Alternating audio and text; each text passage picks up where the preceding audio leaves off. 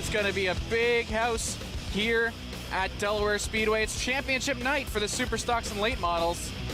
Chris, what are you expecting tonight? Yeah, it's actually the first of 2 straight championship weekends here at Delaware Speedway. Tonight is the weekly series championships, and then next week, part of the 3-day spectacular here at the half mile for the provincial series with the late models and the super stocks. Back-to-back weekends, they're going to crown a champion, but tonight's going to be a lot of fun.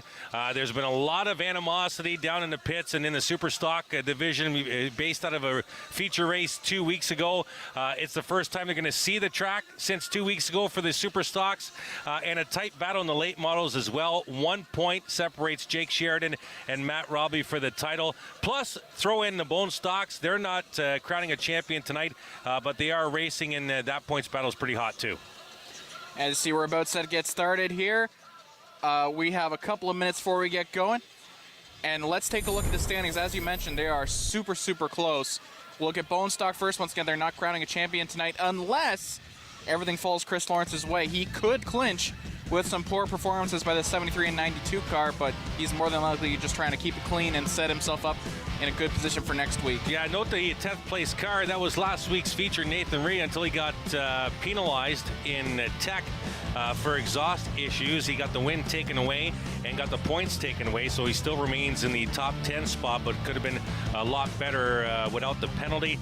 Jordan Morris, second spot. Great battle for second there. Jordan Wilms, 1 point back of Morris for second. It'll be interesting to see who's driving the 92 car tonight, because Jordan Wilms had a substitute driver last week. It did not fare well. Jordan, much better driver from what we've seen this season behind the wheel of the 92, so we'll see who's driving the 92 bone stock tonight. Worth noting the 50 and 7th place, that's been a rotating cast between Joe Lawrence and Pete Van Der West Jr. We're going to see Joe Lawrence tonight. Now the super stocks, and they will be crowning a champion tonight, and Andrew Ferrer would really like it to be a not exciting championship. 24 points out front for the driver out of Strathroy, looking to go back-to-back with the pandemic canceled season in between. Trevor Culver's had a couple of not so positive results the last few feature races, the last few events for the super stocks. Dyson right there, the good battle inside the points battle is the rookie battle with Ryan Dyson in the third spot in the points, tied for third with Ryan Bright, but he's leading the rookie standing, as you note by the little mark there beside his last name. He's ahead by just 5 points ahead of Bryden Lapstovich. Second place in the rookie standings. Nick Ramsey, 8th in the overall standings, but 3rd in rookie standings. And now to the late models, which is, you want to talk about close battles, how about this one? Jake Sheridan, Matt Robley, 1 point separating them on the last day, and they can't be too comfortable battling each other because Ray Morneau Jr. and Cole Powell and Darrell Lake are all in striking distance. Yeah, Ray Morneau for the last 45 minutes, that crew's been working hard on that 03, both under the hood and both underneath the rear axle. Not quite sure what's going on with the 03. But Robley will start ahead of Sheridan in the heat race, if I'm not mistaken, and that's key as well because there is points in the heats. We're going to try and keep you up to date on the points for the late models and the super stocks as we progress this evening. All right, so we've gone through the standings. First race in a little bit now. We're going to have the bone stock heat race, and we'll have more to talk about tonight and this season right after this here on Rogers TV. And ladies and gentlemen, once again,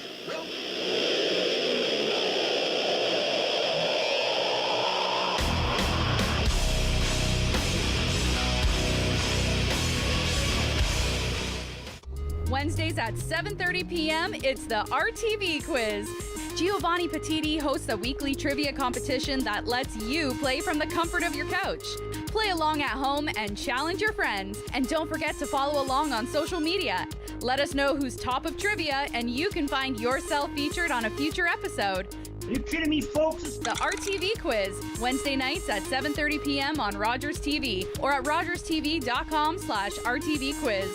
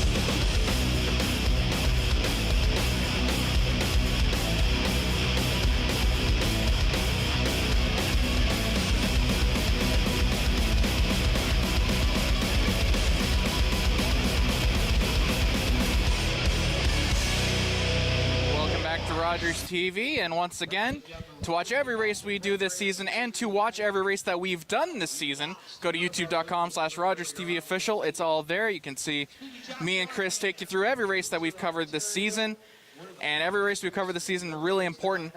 One race we didn't cover that is going to be really important tonight. There are 2 suspensions going into championship weekend, both in the super stocks. Kenny McNichol Jr. in the 17, he's sitting in 7th in the standings. He cannot add to it. He is suspended for this week from a on-track incident in the last super stock race.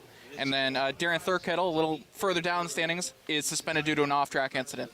Yeah, and the McNichol Jr. pretty much wasn't an on-track incident. It was an in the window net incident as he punched another driver. From what I understand, it's pretty much confirmed that he threw a shot at one of the other drivers. The other driver is actually racing tonight. We might document it later. We don't know, but yeah, McNichol Jr. Suspended. But yeah, we are getting the parade lap out on the half mile right now. It's going to be a good night.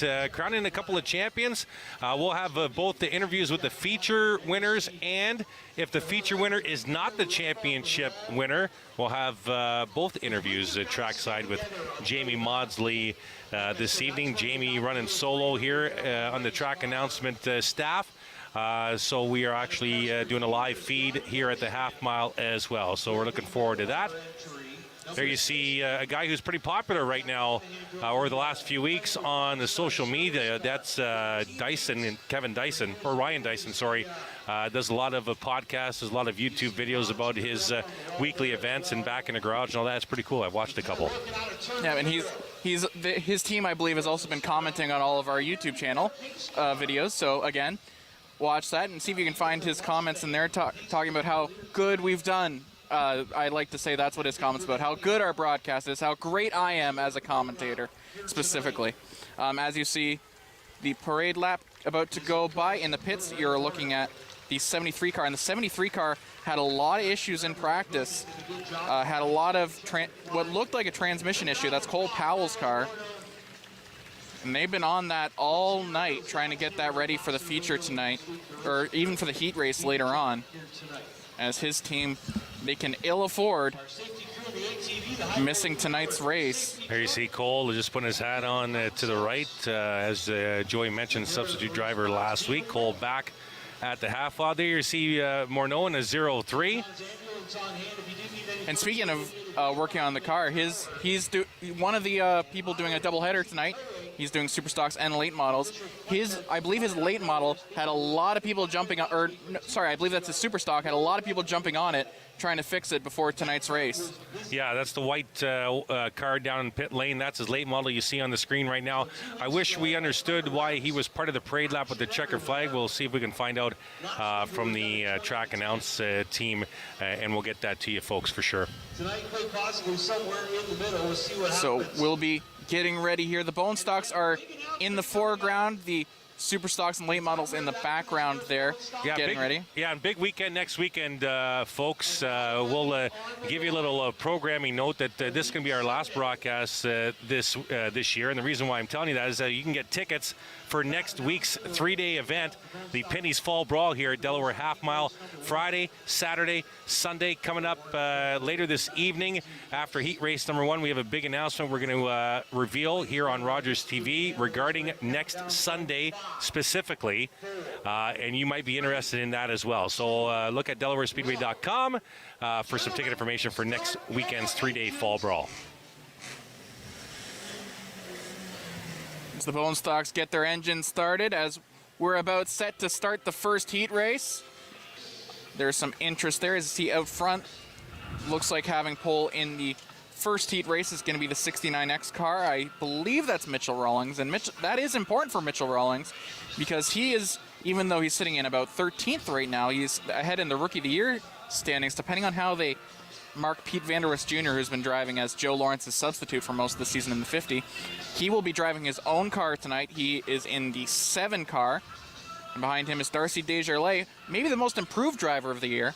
Had a lot of trouble with that car for the first half of the season, but has really cleaned it up and has been able to bring the car home every single night. So he'll be sitting in number 2. And then probably the most important driver here, sitting in 11th place right now, Jason Lovey in 3rd place. and maybe the opposite of most improved driver. He has really fallen off after a solid first half to the season. There he is right there. He only has 2 races left, 2 race weekends left, I should say, to pick it up and finish somewhere high in the standings. In theory, he's not out. He hasn't been eliminated yet, but he basically needs the leader, Chris Lawrence, and everyone behind him to not take the flag tonight. So he needs to win tonight in order to stay alive in the championship race. 69. And he needs to win both races, not just the feature, but the heat race and the feature. 21C Jason Remy. Behind him, it looks like it's the... I can't actually tell. It's the 44 car. 26. As all the cars start to get racked up here in the bone stock division. First heat race of the night. And it looks like that is Rawlings who is going to be on pole. Both Starretts are in this heat race. They were split up last week, and actually Katie finished second place in her heat race, I believe, which was that team's best finish of the season. So and it looks like they're going to be starting next to each other, so it'll be interesting to see if they're going to work together to try and improve their point standings. Katie rocketed up the point standings last week after finishing a season best 14th. As the cars start to get racked up here. 89. Looks like we're going to have at least one more lap under yellow, as a couple of the cars in the back are having some trouble catching up. That 22 back there has had an awful time in practice catching the pace. Been having a lot of trouble with that car. Maybe some mechanical issues there. Glad you tuned in though tonight, folks. If you normally tune in to us and check out live timing and scoring online, live timing and scoring currently disabled. In case you're wondering why you can't connect, it is currently disabled. So it's going to be just us in your living room tonight. So we appreciate you having us in the house on a Friday night. So Rawlings and Desjardins up front. Lovey starting in third. And we're going to have another lap under yellow, as again, the drivers in the back, this Vanderwist Jr. joined the track late. And that's a brand new car made from a lot of the same parts as the 50 from last week, but it's not the normal BT Racing 50. This is Vanderwist Jr.'s car. I believe that's a Nissan Sentra he's got that's souped up. Whereas Joe Lawrence is going to be driving their normal 50. As neither of the Lawrences have joined the track yet, so I believe they must be in the second heat race, and they are starting to join the track now. Lights off the pace car. Enjoy. It's championship night here at Delaware Speedway with the Super Sox late balls, but we'll lead things off with the bone stocks. Lovey's real anxious in third. Rawlings is going to want to hold him up as long as he can. Pace car pits, and here we go. Lovey all over Desjardins and Rawlings immediately. Desjardins is going to try and get in front of her. Oh, no, already! Oh, it's Starrett as well! It looks like Bonnie.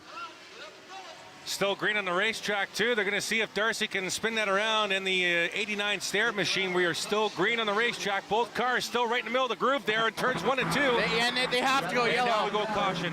Caution on the speedway.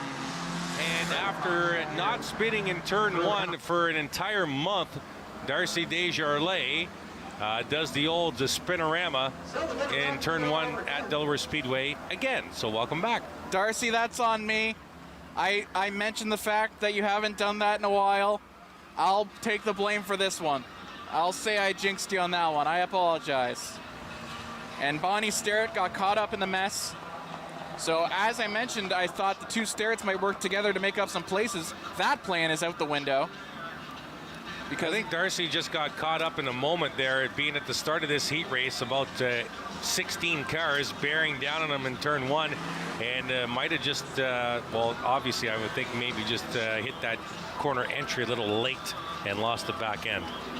So that's great news for Lovey. Even though he moves to the outside now instead of being on the inside where he was, he is now in the front row. And you definitely would rather be in the front row than not. His car, from what we've seen this season, should be quicker than the Rawlings machine on principle. I don't know why he wouldn't. That's actually Shane Gibson, because it's the 69X, not the 69. Right, sorry. Worth noting, though, Vanderwist Jr. moved up about 10 spots in just that first turn. I didn't see what happened at the back, but Vanderwist Jr. is now suddenly in 10th when he started in 16th. What on earth happened there?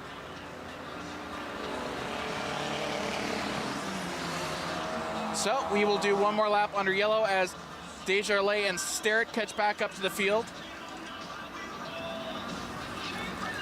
And again, the only big points issue is going to be later in the second bone stock. This one, Lovey is basically the only one who is even mathematically still in the fight. So, pace car pits, and here we go.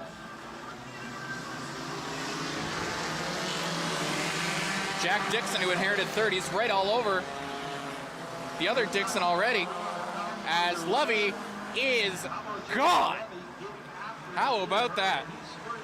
That might be the end of the race right there for first, but it's a lot of places to make up. Look at Cassie Howard, started in 8th, now up into 5th, and is going to overtake here into, no, sorry, it wasn't 6th, now going to overtake into 5th. And there you see Dixon and Gibson there battling for second. Gibson on the inside and Dixon on the high side in the 0-7 as the leader's gone by now a quarter of a straightaway. Behind is the 55 of Craig Cole, who was at one point in the points race, isn't anymore, but still has a chance to make some noise here. Vanderwist Jr. gets past Howard, and Vanderwist Jr., the biggest climber of this race so far. Well, Craig Cole is actually still in the race, Joey. He's 6th in points, and Jordan Wilms is in this race. Jordan Wilms is 3rd in the points. I didn't see him. He's fallen back a lot in this race. No, he was actually started at the back.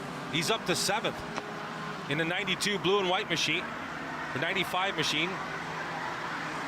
Vanderwist Jr. is next to him. My apologies, that's a team car for Jordan Wilms in case the 92 falters. That's my fault. But the 55 is Craig Cole, and he's in this race 6th in points right now. So Vanderwist Jr., after starting in, I believe, 14th, is now up into 5th. Great drive from him so far. Yeah, closed in on that battle with the Cole and the 55 and Gibson, the 69X.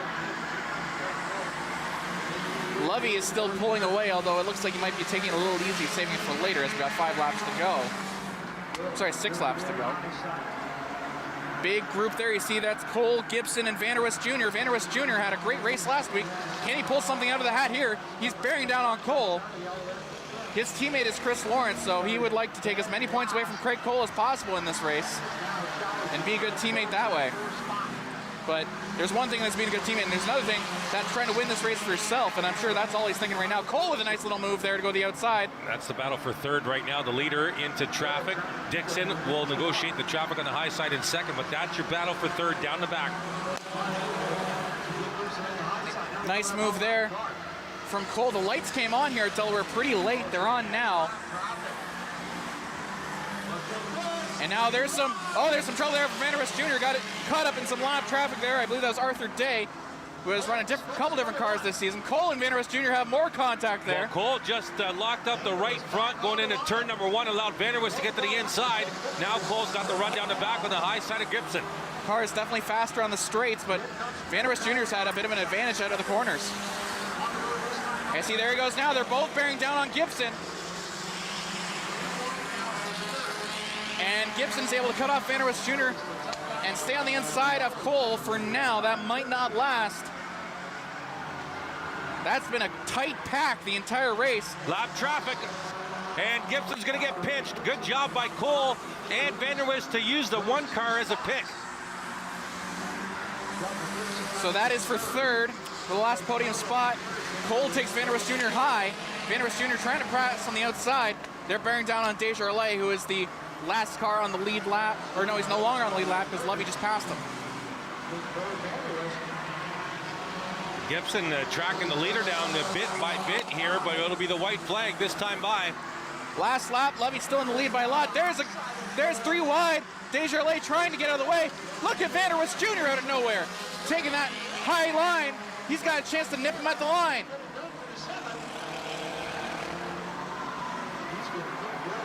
That's going to be a battle for 3rd. Up front, Lovey taking the last corner. He's going to end up in first.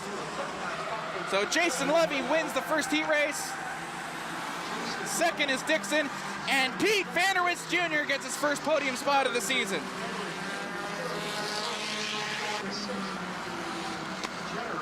And of course, that was Cole in fourth, and I believe Gibson held on to finish fifth, although he was losing a lot of time there to Adam Genereux. So Genereux finishes in sixth. And then the team car of 95, which I believe is being driven today by Chris French, finishes in seventh.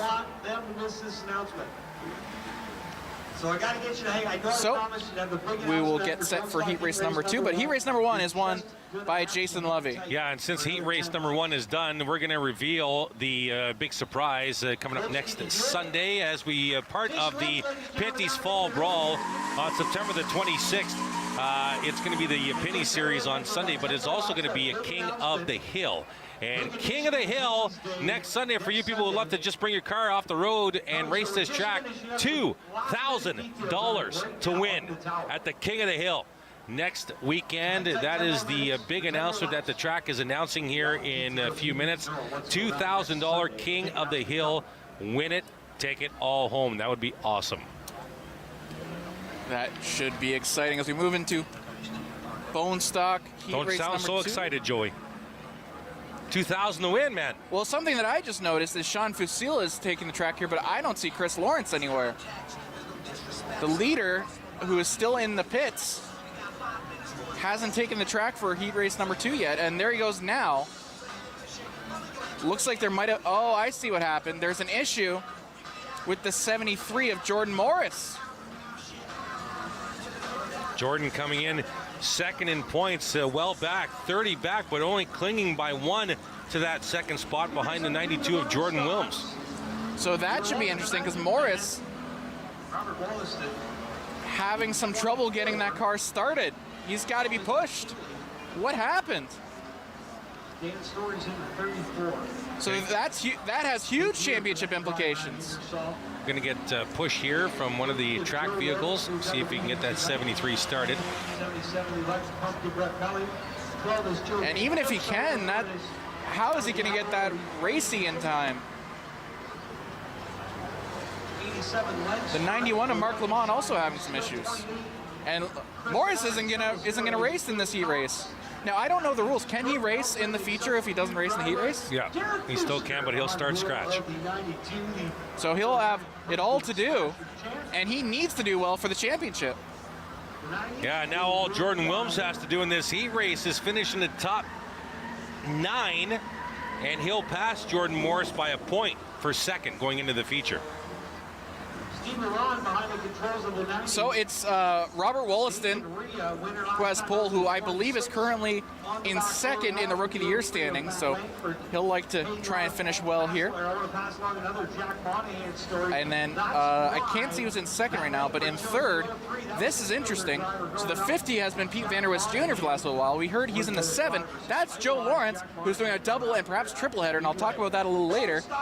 But pace car pits, and here we go. Wollaston has issues right away, and there goes Joe Lawrence. We are 4 wide on turn 1.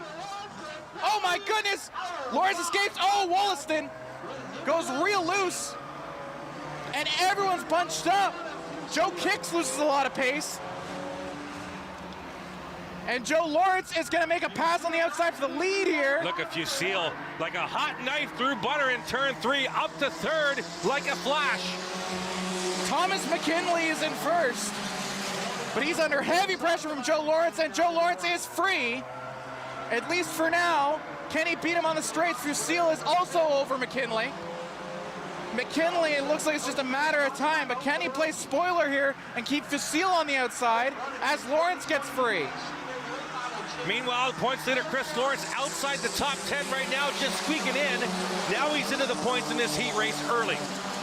He's under pressure from Joe Kicks back there. And see up front, Joe Lawrence, and Fusile is free of McKinley. And the 00 car is also under pressure of McKinley. I believe that's Jay Cox, who inherited the win from last week. He's going to look to try and actually be able to hoist that trophy this time. He is now up into third, and that podium looks way faster than anyone else on the track right now. And I can tell, there you see right there, the 92, that's Jordan Williams. Just the way that car is being driven this week, that is Jordan behind the wheel. Comes in tonight, third in points, 1 point behind Jordan Morris for second, and Morris did not take the green flag. Lawrence is under, Joe Lawrence, I should say, is under tons of pressure now from Sean Facile. This is probably going to go all the way. 6 laps to go now. The scoreboard in track has malfunctioned. It still says there's 8 laps to go.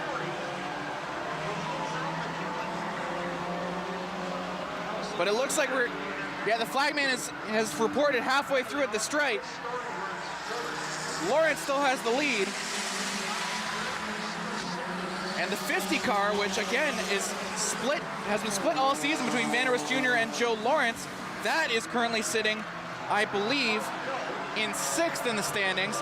And a first place a win here would rocket that up the standings. Front 3 away by 3/4 of a straightaway. Then it's a gaggle of cars. 7 in total, led by Brett Kelly. And now Jordan Williams up to 5th. So the 92 making a push. Up at front, as you see there, Facile tried to take a check at the inside of Joe Lawrence, couldn't do it. Jay Cox is probably the 3rd fastest car on the speedway. Unfortunately for him, 1st and 2nd are the fastest. Yeah, and the points leader, Chris Lawrence, making his way into the points still. He is in 7th right now, so he will garner points if he stays there. Nathan Rhea, last week's man who hoisted the trophy and had it taken away, is sitting in 6th. He'll be looking to try and play spoilers tonight and maybe make up a lot of the points he lost from that disqualification. He is pushing Williams up high, as you see there. Williams needs a good race. Rhea pushing him out. And Chris Lawrence, the points leader behind him, trying to pick the bones. Up at front, Jay Cox is trying to make a pass for 2nd on the outside. Got it all to do right now is Nathan Rhea. He's got a real fast car on his right. Chris Lawrence behind him. Once again, the points leader trying to pick the bones there. Jay Cox in 2nd. And we got a red flag.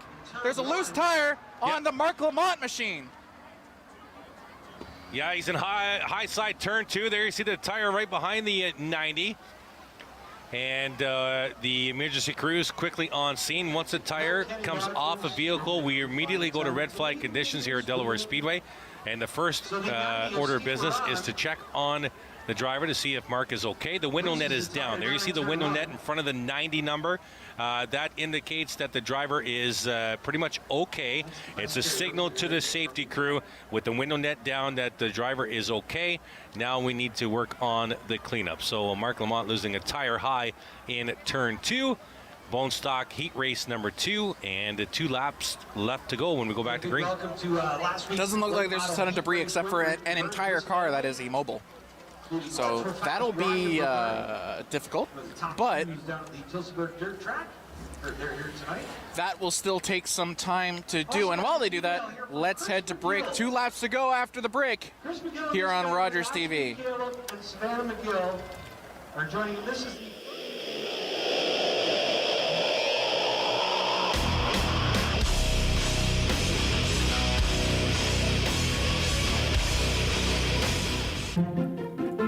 Do you have something to share? Let everyone know about your next meeting, your need for volunteers, or your fundraising event on the Rogers TV Community Billboard. Send us your words and we'll bring them to life on Rogers TV and rogerstv.com. When it's time to spread the word, go to rogerstv.com to add your announcement to the Community Billboard. Light this up. So they pay you to tell stories. Ah!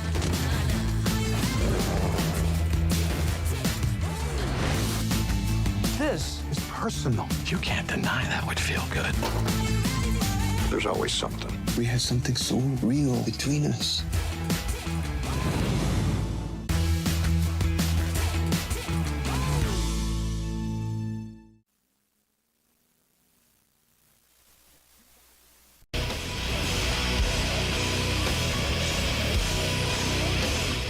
Welcome back to Rogers TV. I'm Joy Langdon, this is Chris Soares. We've got 2 laps to go in the second bone stock heat race. We had Mark Lamont lose a tire, went to red. We're back under yellow.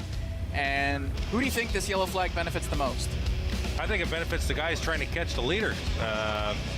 Joe Lawrence now just stacks him and re-racks him, and we're ready to go. It also brings the points leader back into the mix. Chris Lawrence in the 28 will start inside row 4. He was in the points already for this heat race, sitting in 7th, but now he can grab a few more points. Also, there you see the blue and white car outside row 2. That's the 92 Jordan Wilms. If he finished the heat race right now, he'd go ahead of Jordan Morris in the 2nd in points, because Jordan did not take the green flag, an issue with the 73. So all the names that need to be recognized are at the front of this field with 2 to go. All right, looks like this is the last lap under caution. Watch for Nathan Rhea to block Chris Lawrence as long as possible. Pace car pits, and here we go. Good start from Sean Facile. There's some trouble with the Joe Lawrence car. Sean Facile going ahead.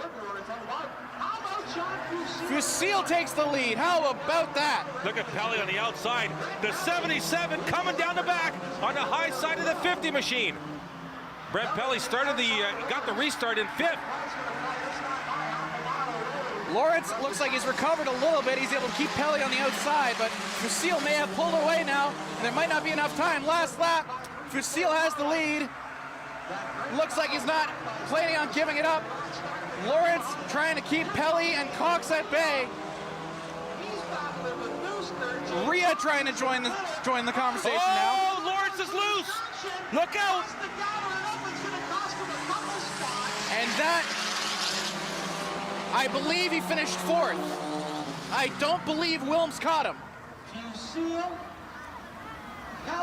So Facile, Pelly, Cox, Wilms, or Lawrence for 5. I think Lawrence held on for 4. And then Rhea was 6th, and Chris Lawrence was 7th. Is that right?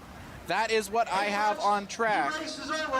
We're trying to do this on the fly, folks. If you're used to following the live timing and scoring, it is down. So we're going to keep this as best as we possibly can. Not even including the Pinty's race. So there's Sean Facile, the winner of the 2nd bone stock heat race, and that'll help him in the standings a little bit. But most of all, what this race helps is Jordan Wilms, who has now passed Jordan Morris for 2nd place. Chris Lawrence won't be too mad about finishing in 7th, as he'll still pick up a couple of points to widen that gap with Jordan Morris. Now, if Jordan Morris's car can't be fixed in time to take the green flag, Lawrence has a pretty good chance of clinching no worse than top 2 tonight, and maybe even a win depending on what Wilms does. So we will see as the Super Stocks get ready. It is championship weekend for them, and that is a lot more important. Pole in the first heat race, Cody Coburn. In the Rookie of the Year race, although not exactly a contender right now, as they're all still chasing, I believe, Nick Ramsey. So it is Coburn, Trevelyan, Evison, Groshak, also in the Rookie of the Year race, Lonnie Thompson, and then Trevor Culver. Trevor Culver, probably the first contender. We'll see. He's in 2nd place right now, although behind him is the 89 car, and then the 90 car, who I get live scoring is down. I don't have who that is on my list. The 89 and the 90. Bring up the rear here. 10-lap race coming up. The 90's Rockford. Dave Rockford in the 90, for sure. Okay. I'm just working on these points here. That's why I'm so quiet. I'm not usually quiet. But as mentioned, that is Cody Coburn, who has pole. Kevin Trevelyan next to him. Dave Evison, who has the most unique car in the division. That car's been taking a beating this season. But he looked really quick, probably the quickest he's looked all season in the practice. So putting it all on the line tonight. Last Superstock race of the season for him and for his team. Yeah, so just a quick bone stock update. Jordan Wilms passes Jordan Morris for second in the points. Now Wilms is 29 points off Lawrence's pace. And Morris drops down to third. He's 34 back. Langford stays in fourth, 46 points back. Pelly remains in fifth. Cole remains in sixth, but closes the gap on Pelly. And then it's Joe Lawrence, Fusil, Kicks, and Rhea, your rest of your top 10. So it looks like this will be the last lap under yellow. Sorry, unofficially, of course. Unofficial. Yes. Got to put that in there. The 73, that you see bringing up the rear in this one, that is also Joe Lawrence. He is doing a double header tonight, and perhaps a triple header because he is Jaden Chapman's reserve driver, and Chapman cut his practice short due to an illness. So we'll have to see. Could be a 3-feature race night for Joe Lawrence. Pace car pits, and here we go. Getting off to a good start is Coburn. But even better starts Trevlin, and Trevlin takes the lead at turn 1. Coburn just wasted his great start. Now we got a car high in turn 2. Oh, it's over on the hood. It's the 18 sliding down the backstretch on Lance the hood. Groshak on the roof, and immediately we go to red flag conditions. Got high in turn 2 and got the wheels up on the wall and flipped right over. Lance Groshak, I believe we had that live for you. If not, we'll take a look at it now. Let's go to the replay. Look at the 18, top right corner of your screen. Going to go high in turn 2, loses the back end, maybe a right rear tire going down, catches the wall with the right rear, then the front goes onto the wall, sideways, up the wall, and over, and slides down the backstretch on his roof. And we go to red flag conditions. And the 89 is Jason Chenoweth, just so you know. And the 18, which is currently the 81 right now, is, because it's upside down, is Lance Groshak, who they're going to make sure he's okay in there. They will be working hard on this. This is, I mean, it just happened. I thought when I first saw it, I thought he caught Culver, but no, that was all perhaps a mechanical issue. Or maybe a tire failure. My apologies. 89 is Sean Chenoweth, and he's a former late model guy. There you see the driver out of the car. Well, he's a former late model driver, Chenoweth, and a 5-time track champion at Flamborough. Groshak, this is probably going to end his season. He was going for Rookie of the Year. He will not get it if this is truly the end of his season. But he's okay, and that's all that matters. He might be racing in the provincial championship next week. We'll have to wait and see. Super Sox late models, this is their first of 2 championship weekends. This week, tonight, is the weekly series here at Delaware Speedway. Let's go to the replay again. And let's see, did he have any contact roof anywhere? Camera at the top of the tower here. There you see Groshak on the high side. Right rear might have gone down here. Right rear goes in the wall. Then the right front goes in the wall. Up the wall we go and over onto the roof. And you saw the rest of the story. There's a good look at what it takes to build a car underneath the car itself, just for a brief moment. But it's nice that Groshak is okay. Absolutely. And that was really surprising because the tire actually looks fine. So I'm not entirely sure what failed there. Because I thought for sure he had contact. Well, the tire might look fine because the car is on its roof, Joey. So we can't really tell about the inflation of the tires because there's no pressure, there's no weight on the tires. So it might be in fact down. We just don't know. Unfortunately, I've seen a lot of that stuff happen here at Delaware Speedway over the years, where people get in that outside wall and those tires just ride right up the wall. I saw one car go over the wall in turn 3, like over the wall into the field. It was a 45-minute red flag. So they've got that flipped over, but a lot of fluid comes out. That's going to take a while to clean up. While they do that, let's head to break here on Rogers TV. More championship weekend right after this.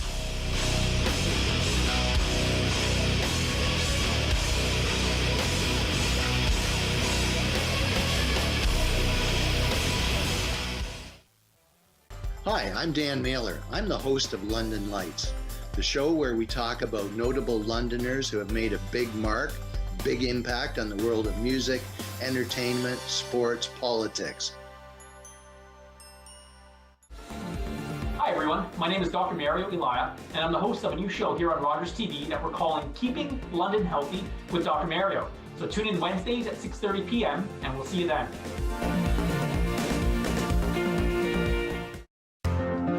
This federal election, Canadians want to know what's next for Canada. For Rogers TV, the focus is on local candidates addressing local issues. Get to know the candidates running in your riding with Rogers TV's coverage of the local campaign. And on election night, find out what's next with Election 21, the local results. Visit rogerstv.com for local coverage details.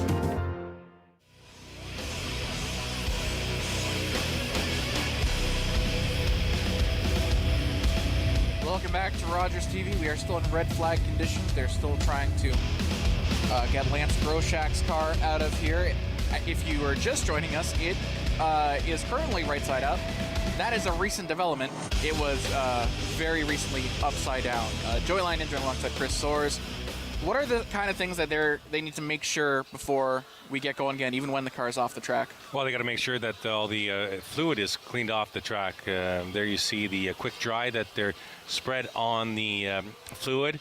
Now they're going to sweep it up. Let's go to the replay. We'll show you what happened if you're just joining us. Groshak in the 18, top right corner of your screen. Goes up turn 2, loses the right rear.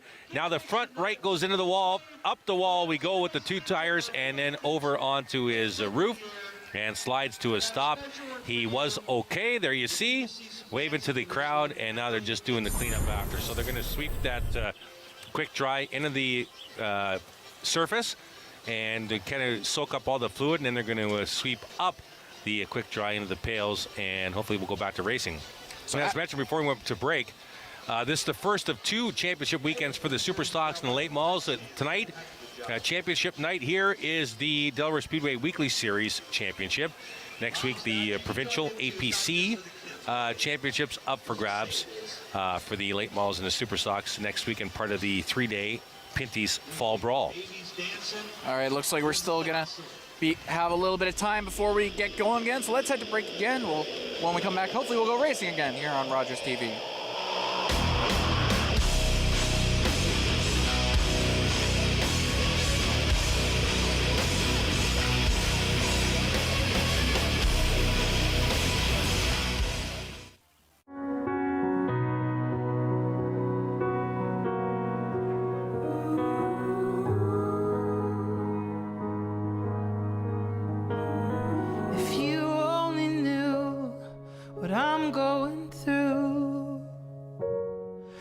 Just can't smile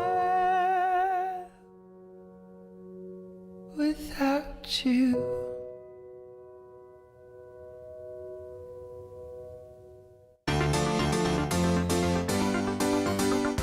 My kid's been in jail 5 years. The American student. My daughter's innocent. There's a new lead. She's my little girl. I'm not gonna give up. You're a stranger here. You're innocent. We gotta keep fighting. Dad, please. You just have to trust me.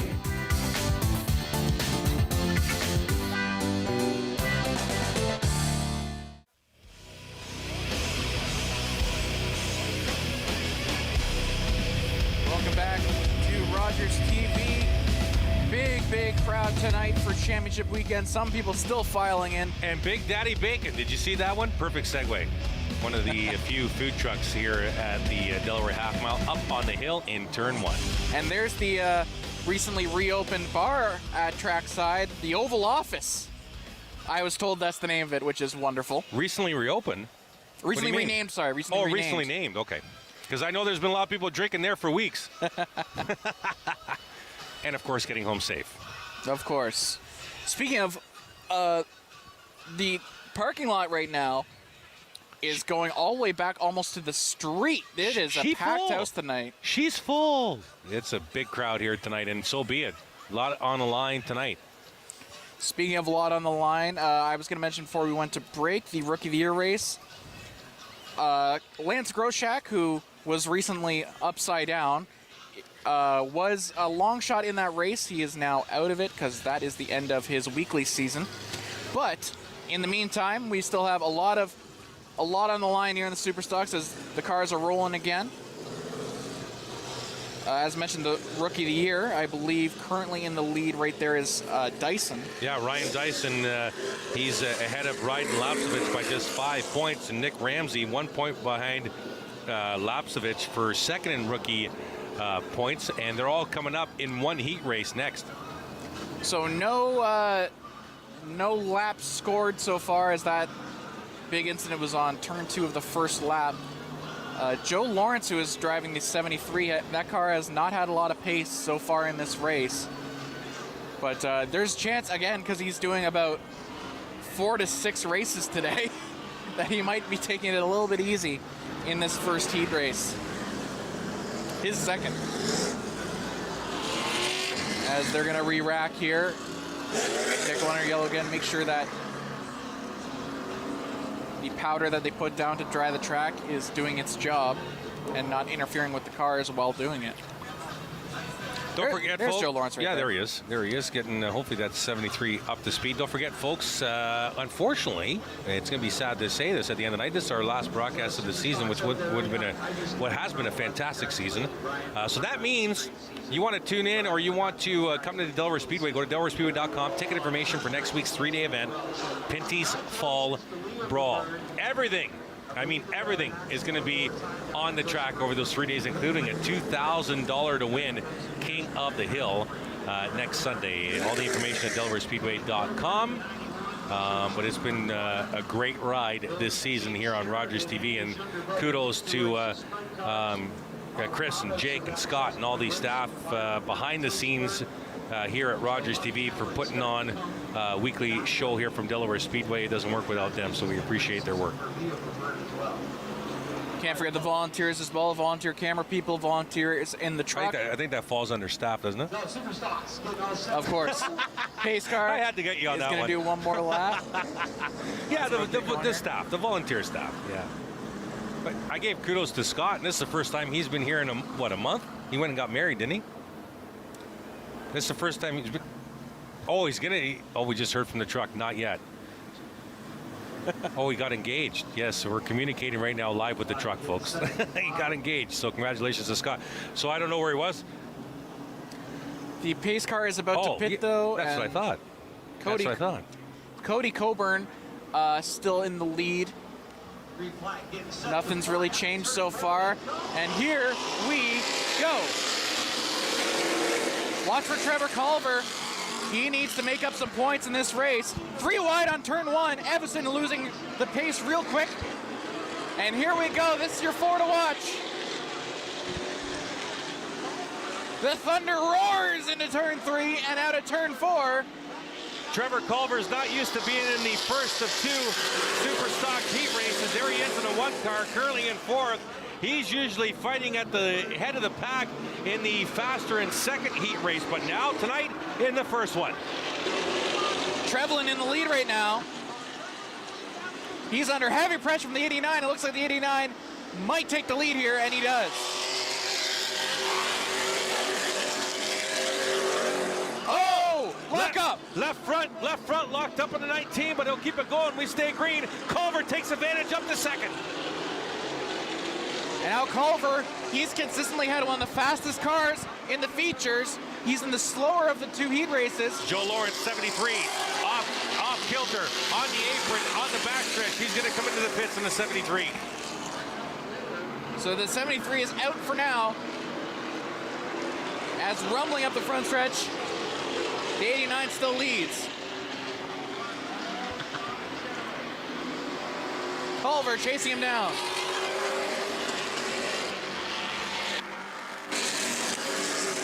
Up front, Culver sitting in second, and still on the pace is Kevin Trevelyan in third. Evison has fallen off the pace. He's probably out. Lonnie Thompson bringing up the last of the current lead lap. Although Evison is still in the lead lap. Up in front. Seems to be a smooth sailing so far. Culver desperately needs to get as many points as he can. He's sitting in second right now. He's the only one in his battle in this race, so he can get as many points as he possibly can. He's 24 back of Ferreira. He would love to make that only 14. What a great lead for Chenoweth right now, about halfway down the straightaway, and you got Culver trying to catch him. 3 to go this time by. And Chenoweth in the 89 looks very, very strong. And Culver's got to be pulling his hair out. He's the only one in that points chase in this first heat race. He needs to make up as many points as he possibly can. And right now, Chenoweth is taking at least one away from him. As you see the battle for fourth right now. There's a race for fourth, down the back on your screen right now. There's a Davey Lockwood in the black 90. They're second on your screen, coming from the back. Very strong race thus far for the 90 at Rockford. Cody Coburn holding on to fourth right now. He is also in the Rookie of the Year chase, although he is pretty far down. So if he wants it, he's probably gonna have to win tonight. Chenoweth taking his last lap, he's in the lead. And it looks like he's gonna take it pretty easily, as Culver is gonna be ruining his opportunity. He does pick up the 9 points, but he really wanted his 10. Coming around the last corner here, Chenoweth takes the win. Culver in second. Trevelyan in third, and it's a battle for fourth. Oh, making a pass here, Lockwood! He's gonna bip him at the line in fourth. And then Cody Coburn finishing fifth. I believe that's Derek Mosker in sixth, Lonnie Thompson in seventh, and Dave Evison finishes on the lead lap in eighth. And a couple of cars retired midway through. Trevor doing what he needed to do there. Get as many points as he possibly could. Sean Chenoweth was very strong in that 89. It'd be interesting to see what the 89 does in the feature tonight. But Culver, second in points coming into tonight, gets the second most he could have got in that heat race, 9. That'll take him to 320 on the season. So he still has it all to do. He's got to finish quite a bit ahead of Andrew Ferreira in order to take that championship. Yeah, absolutely. Andrew's going to start at the, I think, the back of this heat race because he won the feature a couple weeks ago, if I'm not mistaken, or finished second. No, sorry, Pete Vanderwerst finished second 2 weeks ago. Pete Vanderwerst, at the center of some controversy 2 weeks ago, was, talked about being a little rough on the track with a few drivers, and that's one of the reasons Kenny McNichol Jr. is suspended this evening. Nick Ramsey also in the Rookie of the Year hunt, one of the potential winners of that. He is sitting pole in this heat race. So Culver now just 15 points off the pace of Andrew Ferreira, but Andrew has a race in hand, and that's coming up right now. It is the heat race. You get at least a point if you finish in the top 10 in the heat. So we'll see what the points leader can do. And watch for this in addition to the regular heat race points. At pole in this race, it's second in the Rookie of the Year race, and third is first in the Rookie of the Year race. They will be back-to-back at start here. As see there, the 9 of Andrew Ferreira. He has the lead in the championship standings right now. He's just got to keep it clean tonight and keep Culver behind him, and he should be able to take this smooth sailing. Unless Ryan Dyson, who's also in this heat race, picks up some big points here. Yeah, Andrew pretty much just has to race both races and finish them. Again, don't finish the night in the pits or in the garage. That's the key for the 9 car out of the Strathmore stable. There you see him on the outside of the 7 of Pete Vanderwerst. Connor Van Steensel in the 71 will start shotgun on this field. It's Ramsey on the inside. Then it's Ryan Bright on the outside of row 2. Dyson inside row number 2. It's the Blue Deuce, Dougie Stewart outside row 2. There you see him on the right hand of your screen beside the 28. As the lights are off the pace car, we're getting set for Superstock Heat Race number 2. Green set to fly, Superstock. Pace car pits, and here we go. Oh, not a great start for Lapsevich. Lapsevich lost a lot of time and a lot of places right at the start. Stewart picks up a couple spots, but the top 3 are pulling away. Ramsey, Dyson, Bright, there's your top 3, and then side by side for 4th. Ferreira got caught up by Vanderwist, and Lapsevich losing a gear or something on the start, and he's way back. Music to the ears of Dyson. Well, there's 9 cars in this heat race, so every car will get at least a point. The question is how many? Dyson going on the inside. He needs to make up a lot of points in order to at least finish second in the championship. He's got to catch Culver, and he's quite a bit back. About 8 points back, I believe. No, right now 17 back. Sorry, 8 points going in, and then Culver picked up a bunch of points in the first heat race. So a win here would at least bring him 1 point closer. Second, where he is right now, would put him back even. Yeah, it's the battle for the lead, side by side to turn 3. It's the battle for the lead in the heat race, and it's the battle for the rookie standings right there. It's the Ramsey 07 machine and the 28 of Ryan Dyson. Ramsey trying to crisscross, but Dyson does a good job of keeping to the outside. Yeah, just 6 points separates them in the rookie battle. Side by each, a lot of sparks coming out here, and oh, Thompson hit the wall. Thompson's going real slow. That's Doug Stewart. Sorry, Stewart. Yeah. Stewart.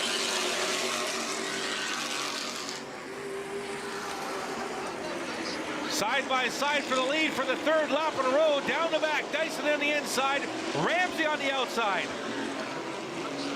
Can Ramsey crisscross here? He'll take the lead at the stripe, but can he get the inside? It's an important thing. Yes, he can. And the points leader, Andrew Ferrer, just picked up another spot now in this heat race. He's up to 4th.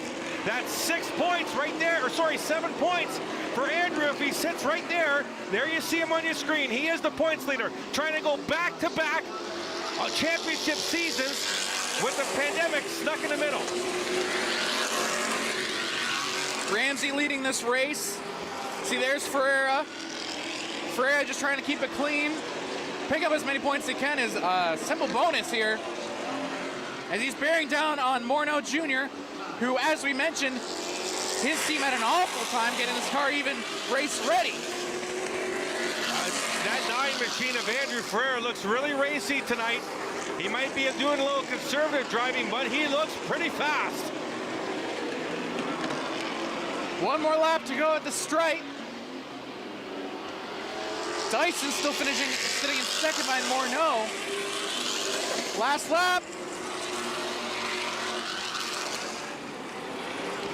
Ramsey in the lead. Can he hold on? Dyson's all over him. Going to the inside is Dyson. Going to be a race to the line.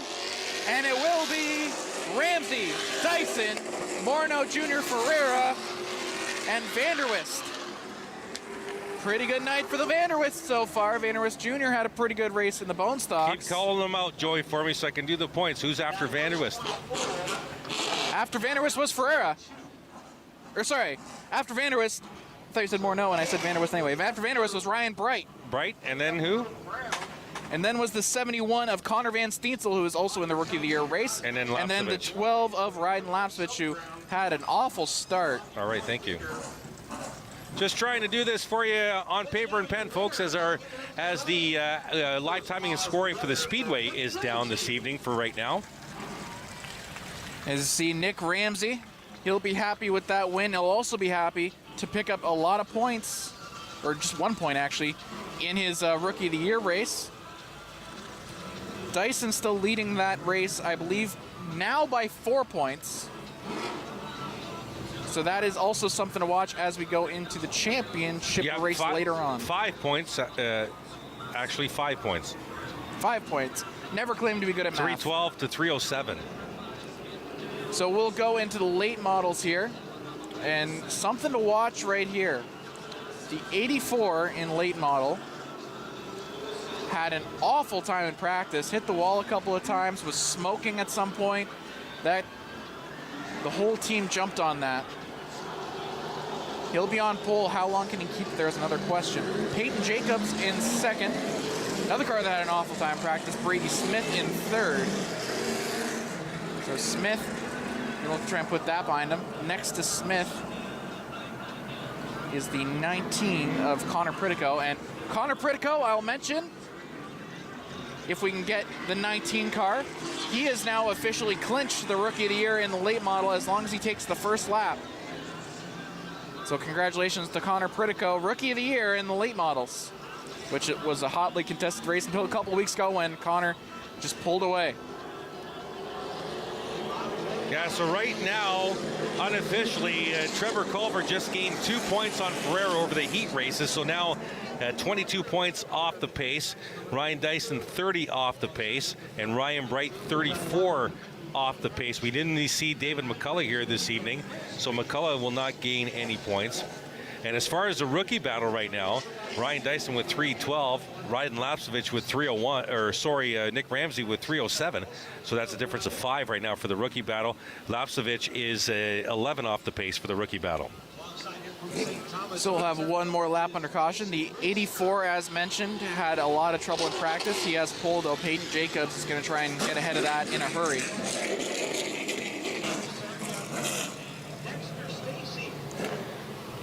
So we will do one more lap under caution.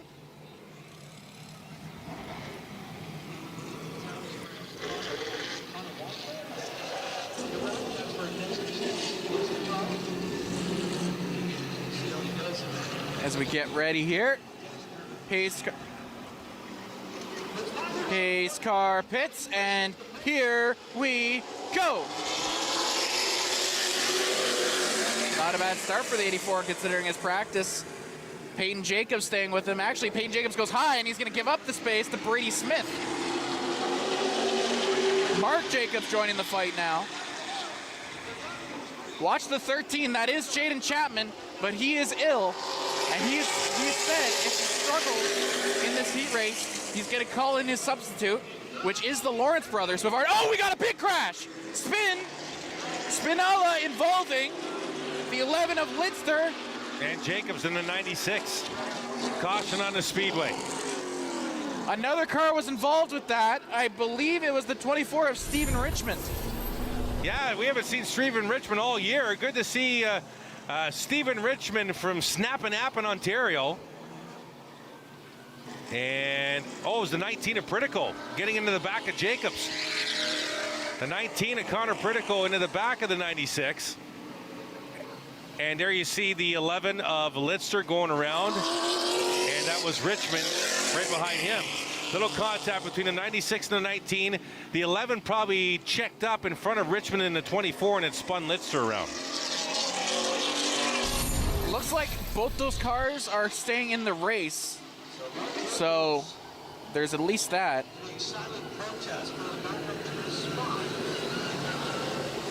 As 84 stays out front, but Brady Smith has taken second. Yeah, 84, J.R. Fitzpatrick, if I'm not mistaken. There we go.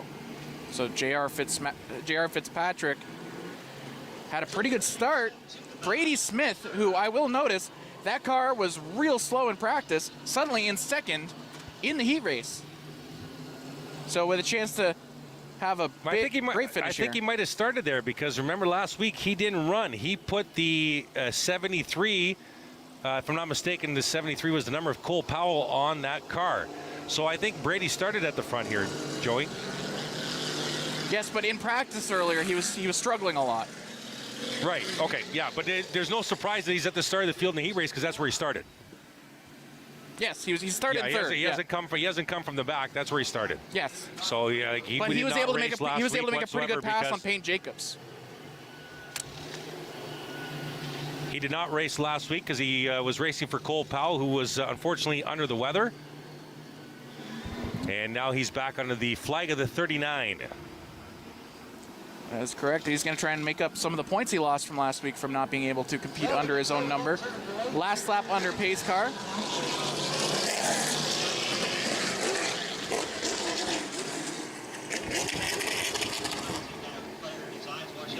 So Jacobs and Lidster will have to move to the back. That's Mark Jacobs.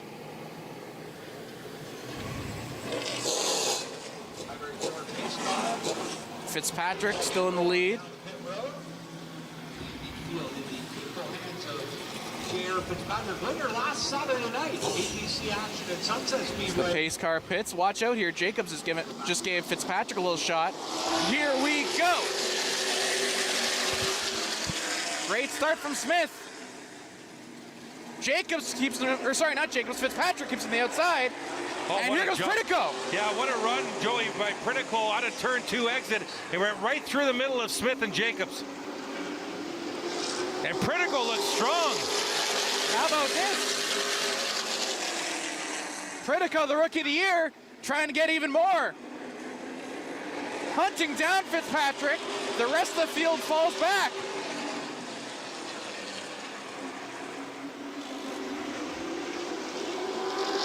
Look at this, here we go. Pritico going to the inside. What a move. Can he keep it? Fitzpatrick pushed up. What a lap from Connor Pritico. Yeah, I wish we had live timing and scoring just to see that lap time, because I'm telling you, it was fast.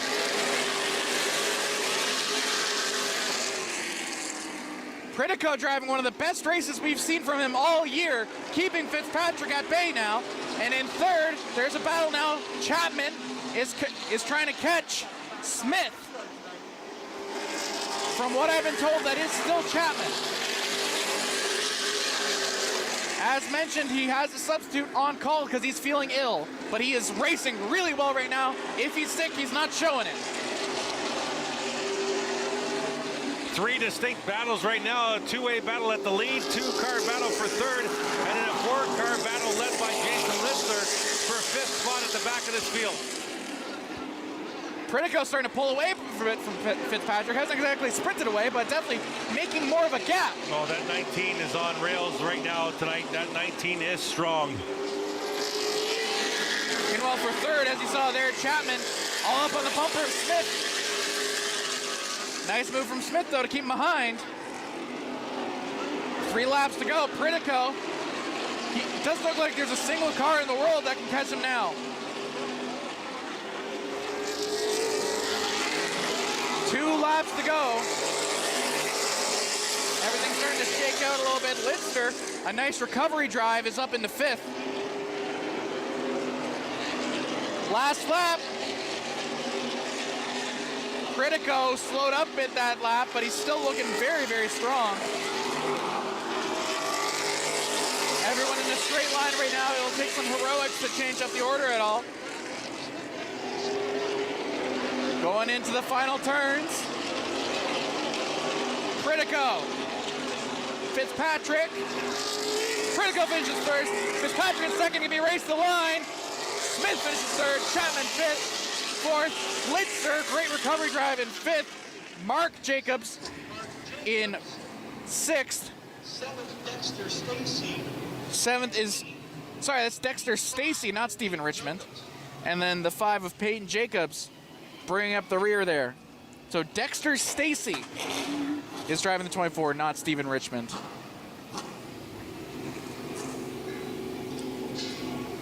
So, Pritico, he's going to get his victory lane. He's going to have his Rookie of the Year trophy given to him later after the feature. What a great race from him. Pritico looked like the fastest late model I've seen all season in that race. Started from, I believe, 3rd and just rocketed up. So down to the victory lane. Look at that. Team's coming over. Connor Pritico. Yeah, so Jaden Chapman, good finish for Chapman, finishing 4th in the heat race. He was the highest in the point standings for drivers in heat race number 1. He now climbs to within a tie with Darrell Lake, who is still yet to run a heat race, for 5th in the points right now.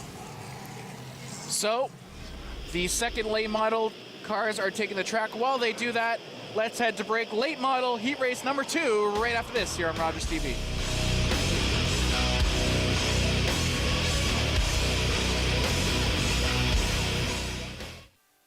Monday. That's a balancing, I think, that the sandwich generation finds themselves in. Lisa Jaworski talks to the people who have lived experience, being in a variety of caregiving roles. Learning for Love, Lessons for Life on Rogers TV. How about that front movement?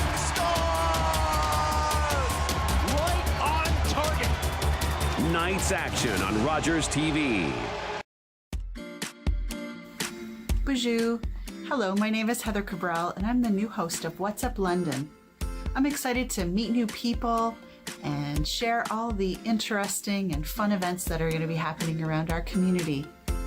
Please tune in on Mondays to What's Up London, only on Rogers. We'll see you then.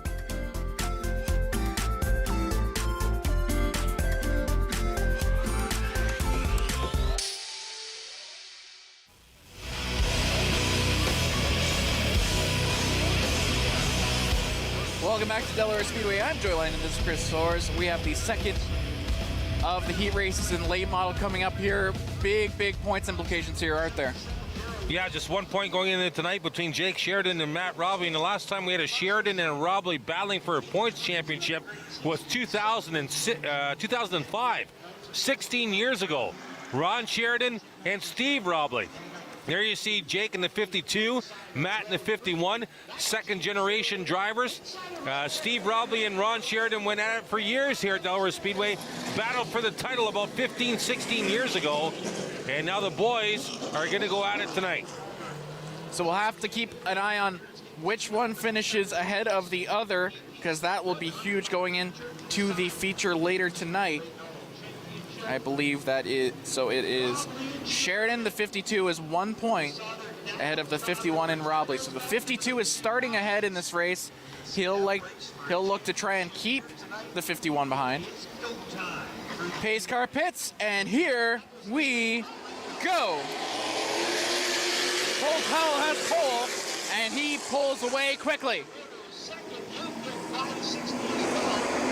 Powell is on a rocket ship right now. Yeah, he's feeling healthy, obviously. Missed last week due to illness. Morneau to the inside of Ronnie Beauchamp Jr. Then it's Darrell Lake in the 77. And your points leader, that's the 52, is Sheridan in fifth. Robley has fallen back a little bit. He's got a couple of places in between him and Sheridan. That is not where he wants to be right now. Yeah, Beauchamp Jr. in the 60. You saw it right there on your screen. Got loose on turn 2 exit. Now to the high side of Marshall Schrank. It's not like you have forever to make up those places either. Only 8 laps left. Sheridan looking to leave no doubt. He's going side by side with Darrell Lake right now for third. Yeah, Robley marred in traffic at the back of this field behind a side-by-side battle between Schrank and Matt Pertical. Meanwhile, up front, Cole Powell is putting a lot more of a gap between him and Morneau Jr.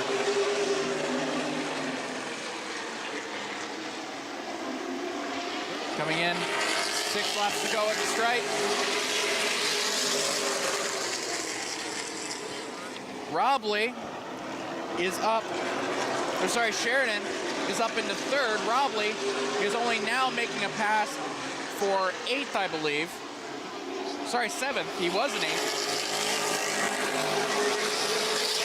Robley needs to make those passes as soon as possible because every spot Sheridan is ahead of him is another point he needs to make up tonight.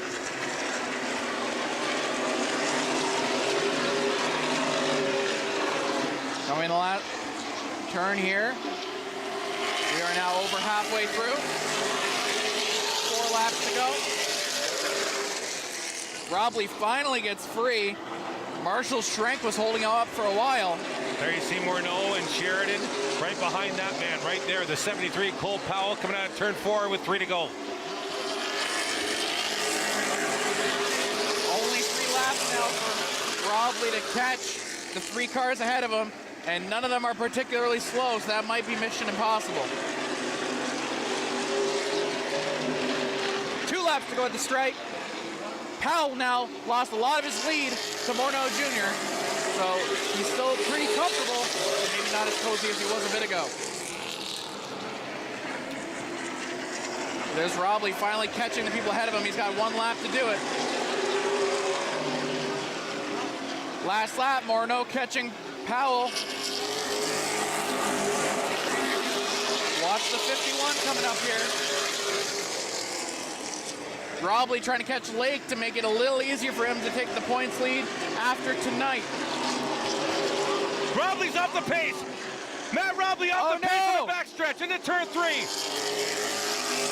And he'll come around to take the checkered. Dead last in the heat race. Not quite sure what happened to the 51, but something might have broken the backstretch for the guy who come in to the evening tonight 1 point behind. Jake Sheridan for the points lead, and there you see your heat race winner, the 73 of Cole Powell. In second was Morneau. In third, critically, was Sheridan. In fourth was Beauchamp. Let's see what happened in the 51 of Robley here. This is beginning the last lap. Robley through turns 1 and 2. Some exhaust fire coming out the right rear, and that might have been it right there. Something might have blew in the 51 momentarily, but then he picks up speed here through turns 3 and 4 to finish the heat race, but something happened to the 51 for sure. So the heat race winner, Cole Powell, and a lot of shuffling in the standings. We'll have more on that after the break here on Rogers TV.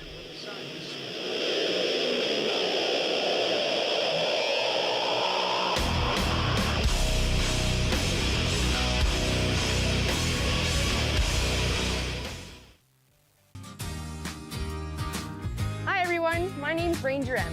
I love to knowledge share, and that's just what I'm going to do with you. So come on, let's go learn with Ranger M.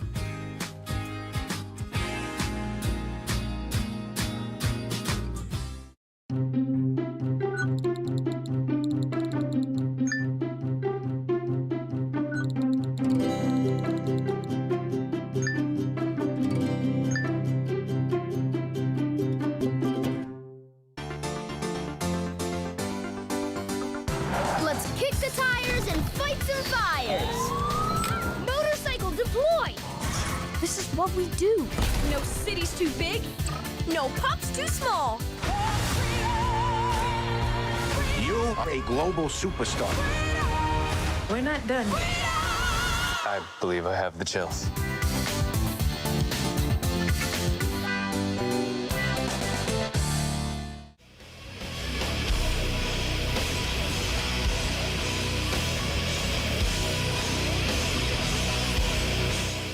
Cars and crew valiantly preparing one more time, and that'll be later on tonight. We got more Delaware Speedway racing here on Rogers TV after this.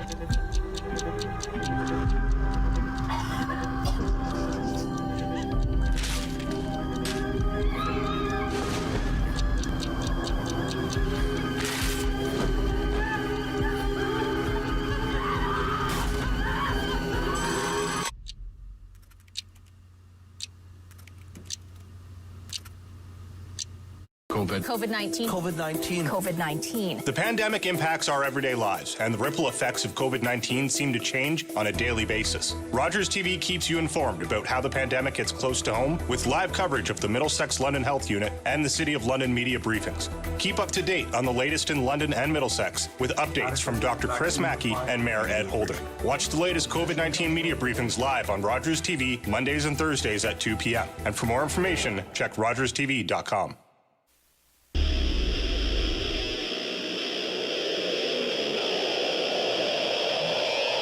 Welcome back to Rogers TV. I'm Joy Land. This is Chris Soares. And as you see there, Matt Robley's team desperately trying to figure out what's up with that. We have the standings, and as you see, my friend Chris Soares here has become a bit of a mathematician because we got a lot of work to do coming up here. We got the feature at Championship Weekend. Yeah, so they're looking at the rear drive on the 51, the rear axle. Something, if you saw in the replay before we went to break, I thought it was maybe some backfire or exhaust fire coming out of the side tailpipe. But something immediately happened on that 51 when we saw that because he immediately went off the pace coming out of turn 2. Let Marshall Schrank go and ended up finishing dead last in the heat race. So as you saw when we came back from break, the crew of the 51 working very quickly to find out or dissect the problem with that 51 machine. So I hate to pull you away from your math, but can you help me go through what happened in the bone stock heat races earlier? Yeah, let's go. So they were, first of all, they're both really exciting races. Shows a lot for what the feature's going to be later. Yeah. But The leader, Chris Lawrence, maybe a bit more of a conservative drive today, trying to keep his points lead. Maybe had a chance to pull away today. He didn't do it today. There's a lot of people who are still in contention now. Yeah, and that was, and Chris did a good job in Bone Stock heat race number 2. And heat race number 1, Jason Levy got out to a very quick start. Ended up winning the heat race, followed by Jack Dixon. Pete Vanderwist Jr. rounded out the top 3. Craig Cole grabbed some points. Shane Gibson finished 5th in Bone Stock heat race number 1. In Bone Stock 2, Joe Lawrence looked pretty strong until Sean Fusil found him on a late restart and won the heat race. Brent Pelly finished 2nd. Jay Cox wound up 3rd. Joe Lawrence fell back to 4th after the restart. Jordan Williams 5th. Nathan Rea in 6th after being penalized last week after winning the feature. So he's still in the top 10 in points, but took a huge hit in points. And the points leader, Chris Lawrence, came home in 7th. So where we sit right now in the Bone Stocks, will emphasize that their championship does not wrap up tonight. It goes next week and part of that 3-day fall brawl. Right now, Chris Lawrence with a 29-point lead over Jordan Wilms. And Wilms passed Jordan Morris because Morris never took the green flag in the heat race. So we have to wait and see if the 73 is even going to start the feature. So Jordan Wilms, 29 points behind Chris Lawrence going into the feature. 2nd in points is Wilms. Jordan Morris falls 3rd to 3rd in points, 34 off the pace. And the rest of the order of the top 10 was the same. So next you have Matt Langford, Brent Pelly, Craig Cole, Joe Lawrence, Sean Fusil, and actually Nathan Rea caught Joe Kicks for 9th, so there's a tie for 9th, but they're 87 points off the pace, so that's where we sit with the Bone Stocks right now. So moving into Super Stocks, Super Stock Race 1, well, this happened. As you see, the 18 became the 81. Yeah, that's a good call there. I like that. It became the 81. Got loose. Right rear got loose on the 18 in turn 2. Right rear hit the wall. There you see him waving to the crowd. He was fine. Right rear hit the wall. Then the front right hit the wall. 2 wheels went up the wall and flipped over onto his roof, but he was okay. The Super Stock heat race number 1 went to Sean Chenoweth. We haven't seen him all year. Driving the 89 car. He's a late model regular for years and years. He's a 5-time Flamborough champ under the late model flag. He's racing Super Stocks here tonight. And that 89 looked really good, Joey. He wins Super Stock Heat Race 1. Trevor Culver, who found himself in Heat Race 1, hasn't found himself in the first heat race in many, many, many weeks. He's been struggling. He finished 2nd, but grabbed 9 points, which was key because he came into the night-to-night 2nd in points. Kevin Trevlin 3rd. Dave Rockwood 4th. Cody Coburn rounded out the top 5 in Super Stock Heat Race number 1. In Heat Race number 2, it was Nick Ramsey coming home the winner, followed by Ryan Dyson. Then it was Ray Morneau Jr. Andrew Frere, the points leader, finished 4th. He started near the back, so he looked strong as well. Pete Vanderwist finished 5th.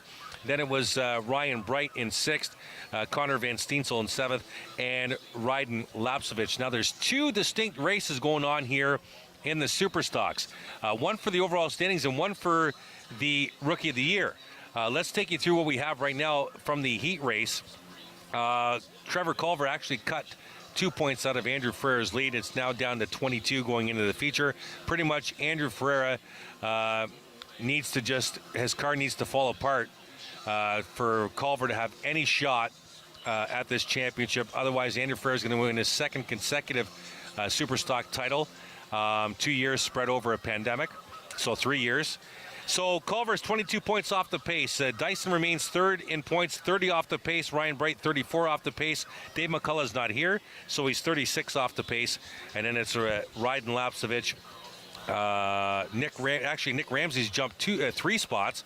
Nick Ramsey's up to 5th in the standings. He's passed McCullough, Lapsevich, the suspended McNichol Jr., and then it's Dougie Stewart and Connor Van Steensel, your top 10 in the Super Stocks. Now the Rookie of the Year race, very, very interesting.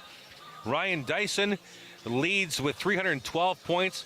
Ryden and then Nick Ramsey, who made that jump after the heat race, he's only 5 back. 307 points for the rookie race. Ryden Lapsevich in 3rd at 301 points. He's 11 off the pace. A lot of talk in there about Super Stock, but a lot of things to go over. So Cody Coburn is now eliminated from Rookie of the Year, and so is obviously Lance Groshak, who was upside down, and he won't be racing in the future, so he's now eliminated from Rookie of the Year. So it's pretty much just down to those two. Yeah, that's right. Well, technically, depending on how many cars we have in the feature, you still got Lapsevich there. He's only 11 back at Dyson. That is true. You win the feature, it's 50 points, and then 49, 48, 47 all the way down. But you also get a point for leading a lap, you get a point for leading the most laps, and you get an extra point for winning. So I'd have to say that Lapsevich is in that too still, Joey. Well, there you go. Okay, so any of those three. Moving on to late model, a lot closer a race. It's going to be hard to figure out who takes this one. Yeah, let's go to the highlights. This is heat race number 1. You see Jacobs get turned around there by the Rookie of the Year, Connor Pritico. Also, Jason Litzter went around as well after contact with the 24. That was late model heat race number 1. Connor Pritico ended up taking that 19 machine. Looks strong. I'm looking forward to seeing him in the feature for sure. J.R. Fitzpatrick finished second. Brady Smith third. Jaden Chapman fourth. Jason Litzter fifth in late model heat race number 1. Heat race number 2 had the big boys from the last feature. Remember, Jake Sheridan coming in tonight, 1 point ahead of Matt Robley for the championship. It was Cole Powell returning after being ill last week. Brady Smith drove the 73, put the 73 on the 39 car, and drove for Cole Powell last week. Cole's back and looks good. Won heat race number 2, Ray Morneau second. Jake Sheridan got up to third. Ronnie Beauchamp Jr. fourth. Matt Pritico fifth. Darrell Lake sixth. Matt Robley struggled. As we saw, he got into trouble. And something might have blew on that 51. He lost to Schrank, got ahead of him in the last lap. So Marshall Schrank finished in 7th, and Matt Robley finished in 8th. Still got 2 points, though. If we go to the point standings, Jake Sheridan gained 5 points over that heat race. So Sheridan's got a 6-point lead now on Robley going into the feature. Nothing changed as far as order of the standings, but the points got a little closer. Morneau remains in 3rd, 12 back. Cole Powell just 13 back in 4th. And it's Darrell Lake, Chapman, Schrank, Connor Pritico, Jason Litzter, and Patrick Friel. And that is your late model story as we have the bone stocks getting set on the track for tonight's feature. Yeah, it looks like Jason Lovey is going to get pole after his nice heat race. So, again, this is a non-championship race. Well, it counts towards the championship, but they are not having their last race until next week. So, these guys, well, it could control the championship, and I'll tell you how after the break.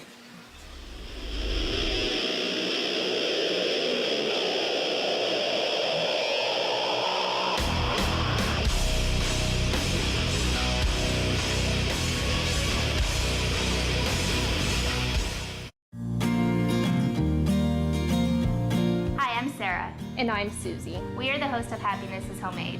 We'll be assisting you on how to make a lot of at-home pastries, which all your family and friends will love. For more information about the vaccine and eligibility, visit healthunit.com. To book an appointment, call the number on your screen or book online at covidvaccinelm.ca. Sports fans know Sundays are for football. That's why you need NFL Sunday tickets. With NFL Sunday Ticket, you'll get every live game, every Sunday afternoon, all season long. Follow your favorite teams and players live in HD. Order NFL Sunday Ticket for only $199.99. Get up to 200 regular season games. Call 1-888-ROGERS-1 today.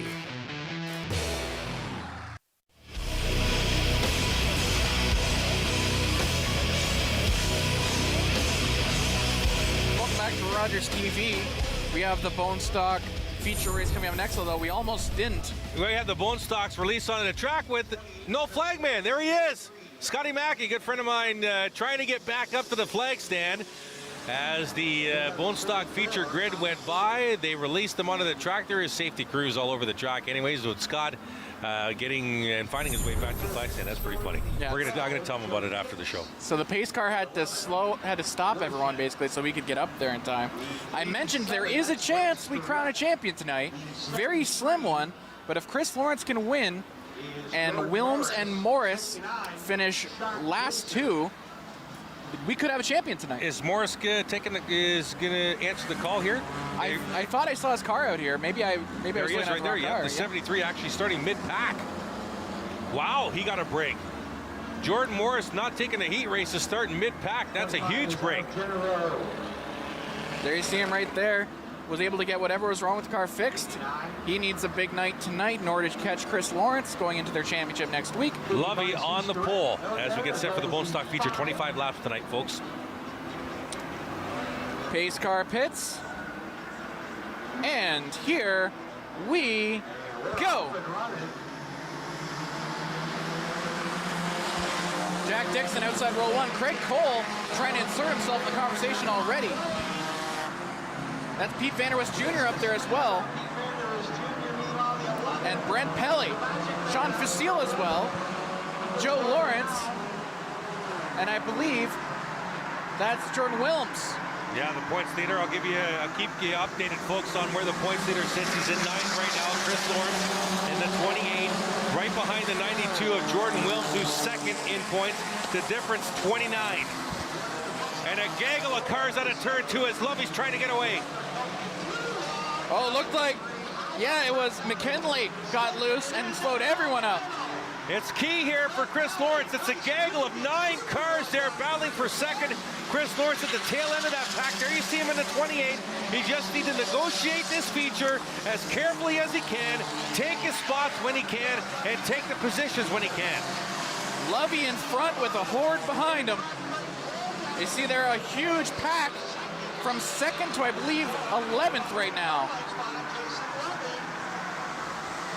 You see they're heading into the turn, still a long ways to go. We go yellow. I'm not sure where. Oh, we had a slower car. I think it was the gray 29 coming in on the pit entrance at the backstretch, but I'm not quite sure if that was the reason for the caution. Arthur Day was that car who has pulled into the pits. He's raced under a couple different numbers this season. Might have did a quick spin and righted the ship before we even had eyes on him. But we are under caution. Jeff Shields, I believe, behind the controls of that.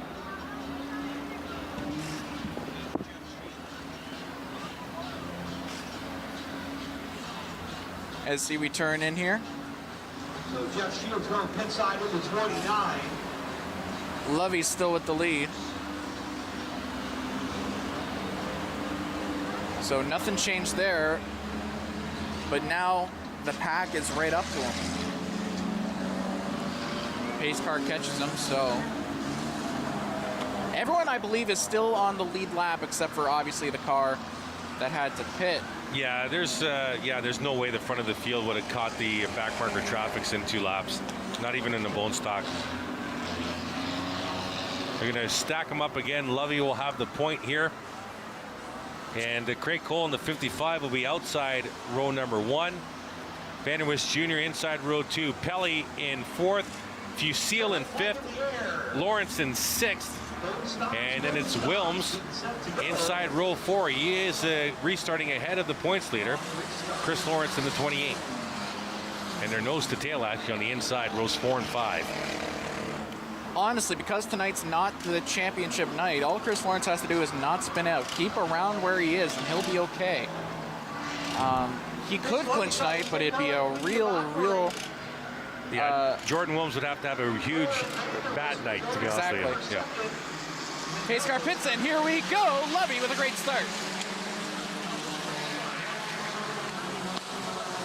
And Cole up into second. Still in second, I should say, but now up on the tail. Oh, contact! It was Jordan Morris up into Jay Cox into turn 2, but they kept it going forward. And Morris gave the door side of the 00 a huge shot. I thought Cox was going to go hard into the wall, but he kept it off it. Cox will remember that. Absolutely. There you see the 2 right there, the 73 of Morris, the 00 of Cox outside of the 03 of Langford, and behind Nathan Ray in the 26. They look to go 3 wide with Rhea, but Rhea's too fast. And now Cox goes on the outside of Rhea. They're all still close, and there's a shot there. I believe that was Lawrence on Vanderwist Jr. Teammates gave each other a shot. Yeah, Lawrence will dive to the inside, but the Vanderwist Jr. will shut the door. Front 5, single file. Here comes Jordan Wilms to the inside of Pelly. Now trying to get to the inside of Fusil for 5th. Whole lot of potential for chaos up there. Wilms 4 spots ahead now of the points leader. A lot of aggressive drivers up there as well. No one wants to give up a spot. Pretty simple right now. Jordan Wilms finishes ahead of Chris Lawrence. The points championship gets settled next week. Period. And Lawrence is losing spots. He's lost a spot to Rhea into 26. Now Jay Cox to the inside of the points leader. There you see it right there. The 28 of Chris Lawrence, that's your points leader. On the outside of the 0-0 of Jay Cox. And now it looks like Desjardins off the pace. He'll come into the pits in the backstretch. And Lovey makes his first lap, or laps his first car, I should say. I believe that's the 11 of Robert. No, that's not Robert Wilson. I'm not sure who that is. Chris Lawrence, and now back to 11th. Joey just in front of Matty Langford in the 12th spot. Could be a huge night for Wilms. It's just me, or there are 2 number 1 cars out there? Well, the red one is Fusil. Yes. I don't see where you see the other one. The lap car. The white one. Yeah. Yeah, I'm not sure who that is, but the red is Sean Fusil right now in 5th. There you see him, right in front of 92 Jordan Wilson behind Vanderwish Jr. Lovey had pulled away, and now he's giving up a lot of ground. Here comes Joe Lawrence on the inside of Craig Cole. He forced Cole up pretty high in turn 2. He'll grab the spot down the back. And now here comes Joe Lawrence in behind Jason Lovey. Chris Lawrence, points leaders, grab the spot back as Brent Pelly's fallen a couple of spots. And now Pelly's in 12th. 10 laps in, 15 to go at the stripe. And lots of back marker traffic here. There's 4 cars within a turn of each other that the leaders are going to have to negotiate, as Lovey will lead the train out of 4. There you see Chris Lawrence behind Nathan Rhea. Lawrence right now in 9th spot. As we'll take a look here. The points leader. There you see Nathan Rhea going wild into turn number 1. Joy in the 26. Losing a lot of track position, but I don't know if he lost a spot. He might have lost 1. I believe he lost 1 to Cox, but he might have got it back since then. Leaders in the back marker traffic now into turn 1. Lovey is now under all sorts of pressure from Lawrence. Look at that. Joe Lawrence, the brother of Chris Lawrence, runs a lot of different series, looking to get his first bone stock win of the year. And 2nd and 3rd in the points, Jordan Wilms and Jordan Morris are doing everything they possibly can to gain points on Chris Lawrence. They're now 4 spots on the track ahead of the points leader. Lovey tried to use the 5 car and the Starrett car as a blocker. It didn't work. Lawrence is still all over him. There you see Morris. I'm telling you something right now, folks. If we get there, a straightaway ahead of the leaders, there is a gaggle of 6 cars, all racing each other, side by side. They're now coming out of turn 2 and down the back as your leaders go into turn number 1.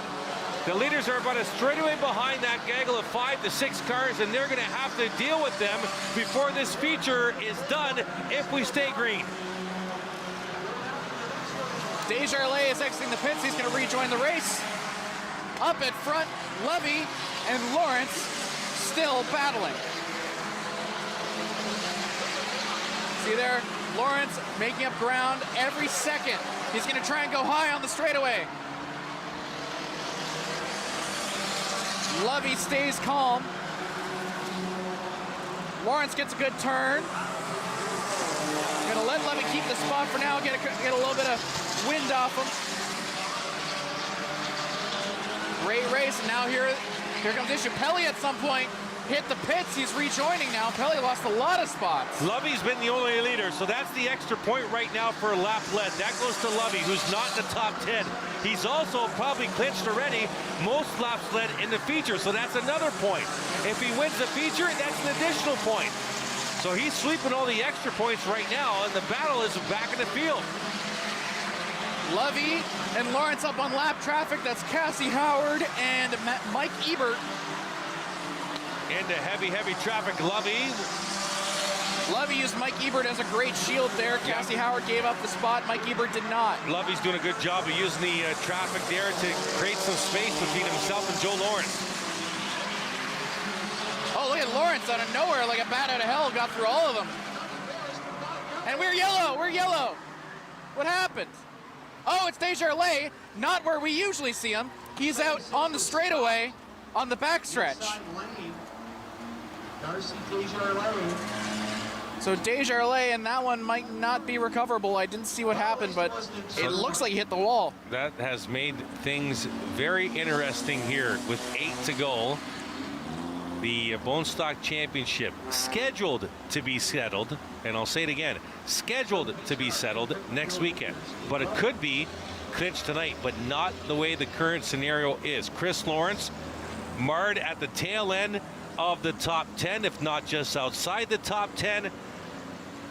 Joe Lawrence coming into the night 7th in points, but 70 off the pace right now, is leading. The key is Jordan Morris, Jordan Wilms. Wilms is 29 off the pace. Morris is 34 points back, and they're both ahead of Chris Lawrence, the points leader, on the track.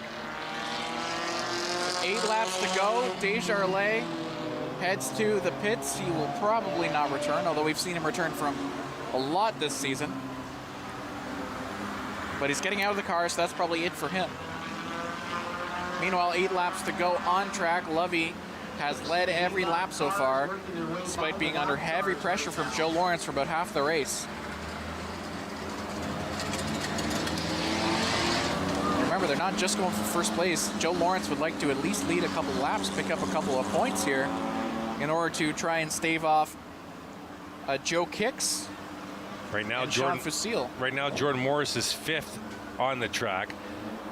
He's in 3rd in points. Jordan Wilms is 8th on the track, 2nd in points, and the points leader Chris Lawrence is right now sitting in 10th spot. So still enough by far to keep the lead, but it will be cut into if it stays like this or gets even worse for the points leader. So they're gonna start racking up. There's looks to be a little bit of a dispute over who goes where. Rhea checked up in a weird way there. We are still yellow. Race director Russ Erlin currently on the radio with Scott Mackey in the flag stand, trying to figure out this order, as the pace car has the field in tow, and they were dealing, the field had to go near the pit wall side of the front stretch because there was some debris on the track that was just picked up, and they should be getting the double up sign. They have the double up sign right now. Cassie Howard is up sitting 8th on track right now, although I believe she's off the lead lap. But they're having her double up with Joe Kicks. Yeah, that's a little bit of a problem there for Nathan Rea, who have to start behind the 87, who might be a lap down and might be a little slow on the restart, which will give an advantage to Jordan Wilms and Chris Lawrence, who are on the high side, nose to tail. Yeah, Ebert and Howard, who are next to each other right now, although Howard should be with Kicks. Yeah, the 59's there too. Yeah, and I believe they're a lap down. There's no way they're in the top 10. And that's a disadvantage now in the high groove as well for Wilms and Lawrence. So that might split this field at the front early here on this restart. We're gonna have to watch this. We'll watch the restart behind the 00 of Jay Cox and ahead of the 26 of Nathan Rea as they come back to a restart with 8 to go. Pace car pits, and here we go. Good start there from Lovey. Great start by Craig Cole in 3rd. Trying to elbow out Joe Lawrence for 2nd. And oh, Cassie Howard spun. What'd I tell you? That was one of the 2 vehicles we were talking about. What happened there? It has dissected this field in half. And in that, Lawrence got ahead of Rhea. So Lawrence makes up a spot and is now free to chase down Wilms. As Let's go to the replay, see what happened. This is happening in turn numbers 1 and 2. There you see the 59 ahead of Wilms. So Wilms trying to go 3 wide here. Contact in the left rear of the 59 machine, spun him around, and right into Rhea. And Langford in the 0-3 doing a good job of diverting that wreck. Might not have been the smartest move, but it pays off anyway. Lovey's still in the lead. They're going to negotiate some lap traffic again. Hey, hey, hey, hey, you don't take the heat race. That doesn't matter because here comes the 73 of Jordan Morris. He's in 4th right now, and he's all over the 55 of Craig Cole. Look at him on the outside. Problems did not take the green flag on the heat race, but he is racing right now for 3rd. Vanderwist Jr. up there with him as well. Vanderwist Jr. trying to follow through with Craig Cole, but he might be a little far back for that. Cole actually had a little bit of trouble with that turn, but he's able to salvage it and keep Vanderwist Jr. to the outside, even though he has to let Morris go. So Morris now up into 3rd clean. As the leaders, nose to tail, down the back. Lovey gets a good corner exit on a turn 2. There you see Morris in the 73. Back up to the leaders, negotiating turns 3 and 4, and 3 to go this time by. Here comes Lovey, Lawrence, Morris. Any of those 3 could take it. Cole and Vanderwist Jr. rounding at the top 5 right now. Joe Kick's trying to elbow his way into the conversation. Nathan Rhea gets past the points leader, Chris Lawrence. Jordan Wilms a couple of spots ahead of Chris. Big points implications coming around here. 3 laps to go. Lovey has driven a fantastic race so far. Lawrence all over him, trying to close the gap a little bit with 2 laps to go. This could all change if it goes yellow at some point, though. Oh, to the outside wall. It was Jordan Morris in the 73, just brushed the outside wall, but I don't think it damaged the car much. On turn 4, look at Lawrence. Lawrence on the outside. Lovey does a nice job of keeping him behind and actually gaining some space. Last lap. If Lawrence is going to make a move, he's got to do it now. Lovey has led flag to flag. Here he comes. Lovey's only increasing his lead. Going to lap traffic. Lawrence coming up on the outside. No, it's Lovey. Jason Lovey. Joe Lawrence, Jordan Morris, Craig Cole, Joe Kicks, Pete Vanderwist Jr., Sean Fusil, Wilms, Rhea, Lawrence, Langford. That's your top 10. What a fantastic race from Jason Lovey, taking home maximum points.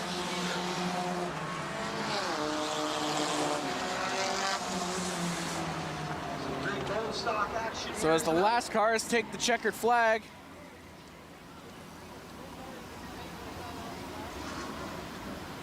Lovey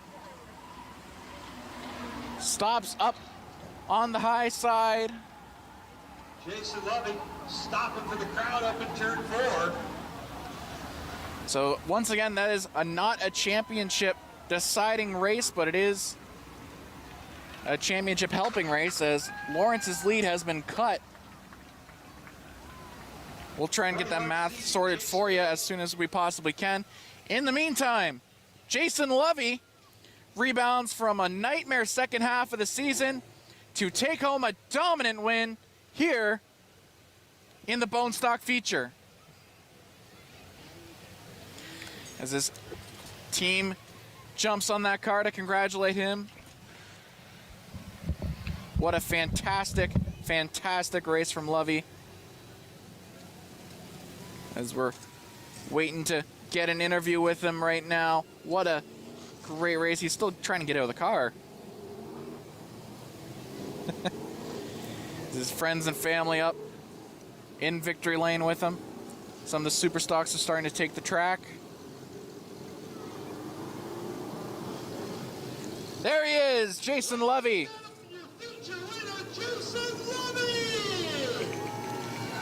And he needed that. Fantastic win in his second last race of the season. As we'll send it down to Jamie Maudsley. Tonight, thanks. Tell the folks how easy it was. If I'm not mistaken, was that Mr. APC late model champ behind me?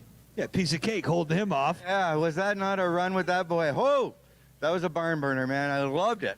Hey, you won opening night. You've had some struggles since then. Looks like you got your program turned back around at the right time.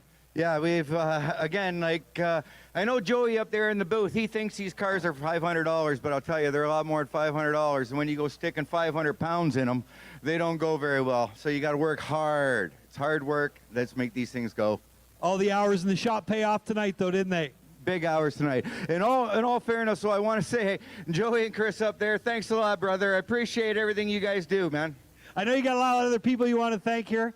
I want to thank, I got to say hello to Jim at OK Tire in Woodstock. He puts these wheels on and makes them run real straight. I want to thank Discounted Auto Part Depot Supply. I want to thank my wife, Q and Lou. I want to thank Chris, my son, Nathan. Ray's boys are all here. They got to love them. They look good in the picture. So, and everybody else for coming out. And my man, Chris Koulos here. I can't say enough about everything he does. And you, of course. My man. Jason Lovey, ladies and gentlemen, your feature winner here tonight in the Discount Auto Part Depot and Supply Bone Stock. Hurtful, but I appreciate the compliment after the fact. That was Jason Lovey. Up next, we've got the Super Stock Championship race right after this here on Rogers TV.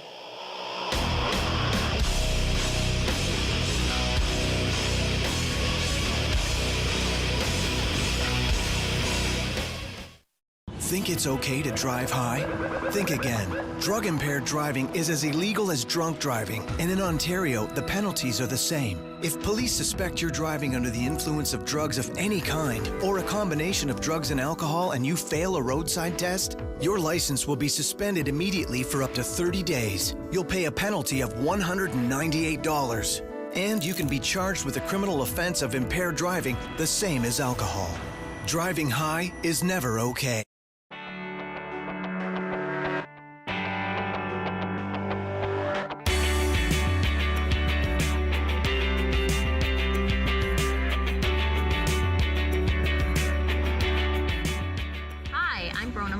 And I'm excited to be the new host of LDN ONT TV. Join me and my guests as we discuss the topics trending here in London, Ontario. Tune in Thursdays at 6:30 only on Rogers TV.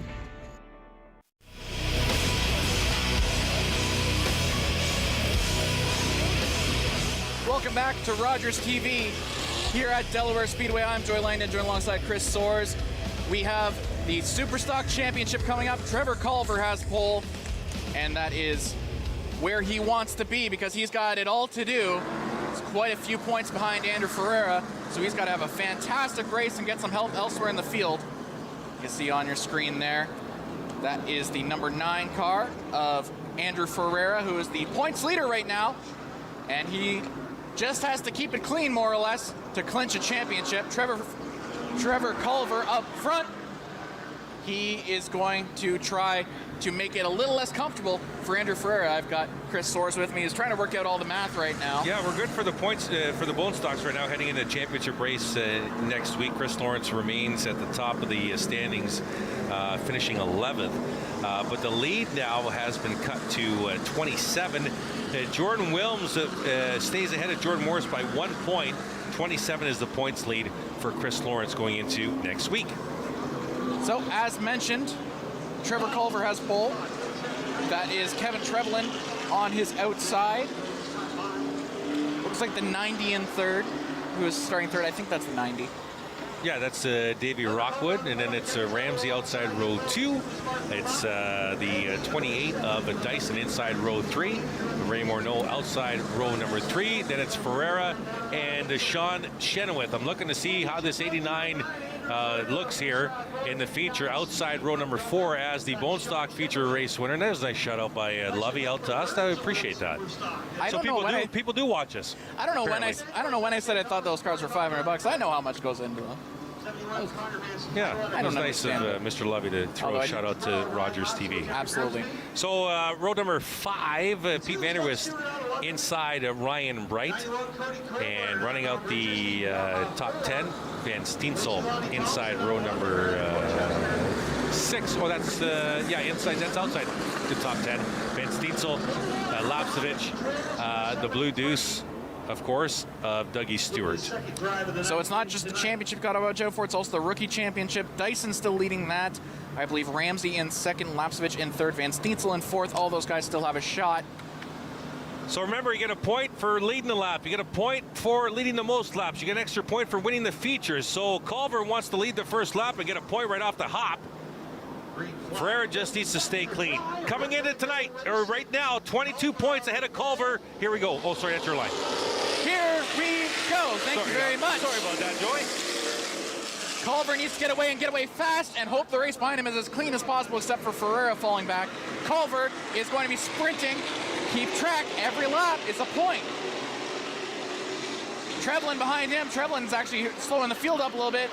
That's a point for Culver. He'll lead the first lap, now down 21 points.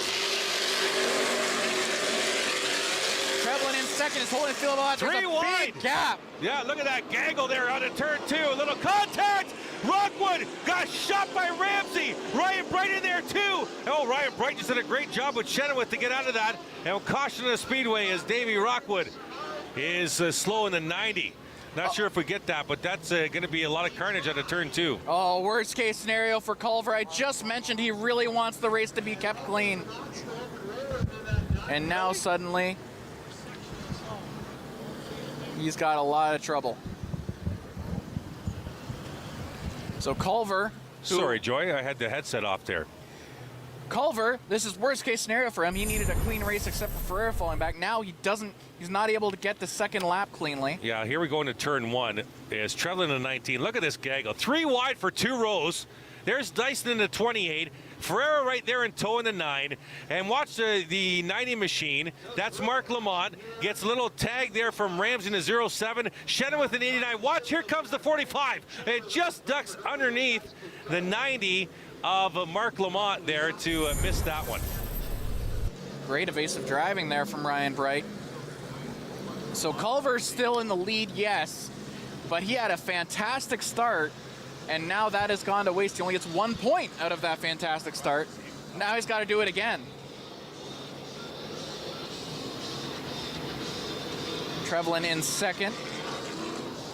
What Culver would love is just to put it on replay, have Trevlin fall back a little bit and hold up the field. Dyson is in third now, and Dyson saw what happened with Trevlin. What Dyson's got to do is get to the inside of Trevlin as soon as possible so he can chase Culver. Remember, Dyson also needs points for the Rookie of the Year race. Yeah, Andrew Ferreira will start outside row number 2, the red number 9. There you see him. If I was Andrew, obviously you want to win the race. You are a racer for a reason. You want to win the race. But if he's smart, he'll want to get to that inside lane as soon as possible so he doesn't get freight trained along the bottom. He doesn't want to lose a ton of track position to the one of Culver. He's fine if Culver wins it. He just needs enough points to capture the championship. Pace car pits, and here we go. Culver with another nice start. Trevlin keeping Ferreira at bay, but Dyson is able to escape, and now Dyson's going to chase Culver. Ferreira falling a couple places back now. Finally, Trevlin is pushed to the outside. Yeah, Trevlin's going to get freight train here. Ferreira up a spot, the 4th, in tow from Pete Vanderwist. Another point for Culver. No, it's a point for your first lap led, and then a point if you lead the most laps. Oh, okay. It's not a point every lap. No. I see. Yep. So he got a point on the very first lap. Now he's going to try and lead all the majority of laps for another point. And like mentioned, as long as someone is back there to block for him, he can do that. Dyson would love at least 1 lap led because he needs a point. As you see, Vanderwist is behind him. Ferreira, the point leader, is still in the hunt in 4th.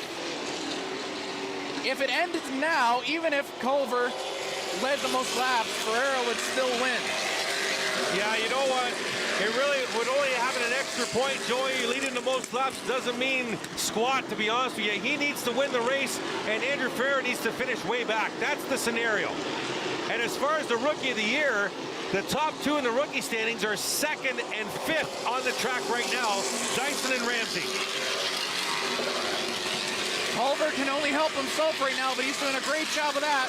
He has not lost an inch to Dyson. There you saw the front four, now the top three. Into turns 3 and 4. Culver, Dyson, Vanderwist, Ferreira, Ramsey, your top 5. Culver is still in the lead. He's going to try and keep it that way for as long as possible. Culver. Oh, we're going to spin into turn 2.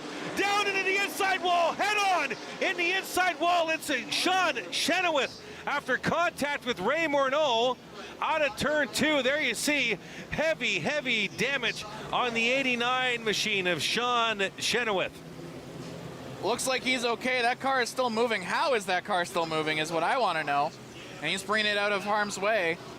So at least the cars can go around on their yellow lap. I was actually watching that battle just by pure luck out of turn 2. I'm not sure if Morneau came down a little early through the middle of turn 2, or Chenoweth let the 89 kind of drift up, but I think the right front of the 89 got into the left rear of the 03 and spun the Chenoweth machine down into the inside wall. There you see him coming into the garage area, and Sean Chenoweth, the 5-time late model champ out of Flamborough, is done for the evening. His team running over, obviously they'll take a look, but there's almost certainly nothing they can do. Culver's still leading, but now he doesn't have his blocker. Dyson's going to be right with him on the outside, and you know who else is on the outside is Ferreira. Yeah, and Andrew doesn't need to get crazy here. He just needs to race a clean lap, or sorry, a clean race. Maybe even let Pete go. Maybe if Pete gets a jump on Nick Ramsey right behind in the 07, maybe Andrew can duck into that inside row. He just needs a clean race, and he'll come home the champion for the second season in a row that the late models have run. Last lap under yellow. Treblin has fallen back into, I believe that's 6th. No, that's 7th. My apologies, a super stock. It's been a long season. It has been. Apparently. Super stock, my apologies to the super stock fans watching. So last lap under yellow, Culver still has the lead. He's had 2 really nice starts. He needs another one. And this is probably going to be the most important restart of the race. Yeah, Pete Vanderwist in the 7 maybe wants to try and time this start by Culver, maybe get to the inside of Dyson before turn 1. Pace car pits, and here we go. Oh, what a jump by Ferreira, though. Andrew got a good jump. But he'll lose a little bit as Dyson slows up in the corner. Vanderwist into second now, side by each with Dyson. And look at that, Ramsey, he's still got his fight. He's got to get ahead of Dyson. Now he's up with Ferreira. Oh, a shot there, Ferreira, and Vanderwist had contact. Yeah, and Ferreira did a good job to get in front of Ramsey down to the low groove. Andrew just needs to ride here. It doesn't look like he wants to. He wants to give Vanderwist a shot. Now, Pete Vanderwist might be a little target from 2 weeks ago. A lot of drivers were upset the way Pete was racing. So we'll have to see. Emotions are already running high, and they're only going to run higher as this race goes. Ferreira looks like he's dropped back a bit in order to try and preserve his position. Yeah, I think he just wants to preserve the position. He just needs to ride around here. Yes, winning a feature is great and all that, but winning a championship is that much better. And if he goes green from here on in, he's a champion. He just needs to sit and relax and go for a ride here. There you see the points leader right there down the back. Now the lead battle at turn 3 and 4. Dyson, if the race ended now, he'd be the Rookie of the Year as well. Obviously, he would love to have a feature win in order to cap off this sensational rookie season. 25 to go. If Culver leads this lap, he will clinch that extra point. And so he does. So another point for Trevor Culver. Still quite a bit down, though. Yeah, 20 needs a lot of help. 20 to be exact, Joey. Still needs a lot of help. Oh, a ton of help. Andrew Ferreira can afford to even lose a few spots and just finish the race. He needs to finish 20 spots. The 73, Joe Lawrence slow in the backstretch. He'll come into the garage area. Correction. He needs to finish 18 spots ahead of Ferreira. Right now, only 3. So So Ferreira is going to be content, hoping this race stays green the whole way. There's only one problem with that scenario. There's only 15 cars on the track. That'll do it. That will do it. We had about 4 cars retire, and that might have clinched it. So as long as he finishes in any position, he's champion. He's just got to finish and not get disqualified. That's it. So if our math is correct, anything other than a black flag means Ferreira is the champion. Culver still trying to do it all, because even if that happens, he's still got to win.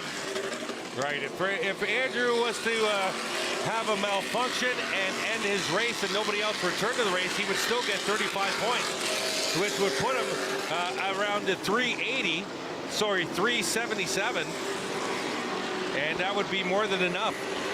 Because Culver gets 50 for a win, that would put him at 372 right now.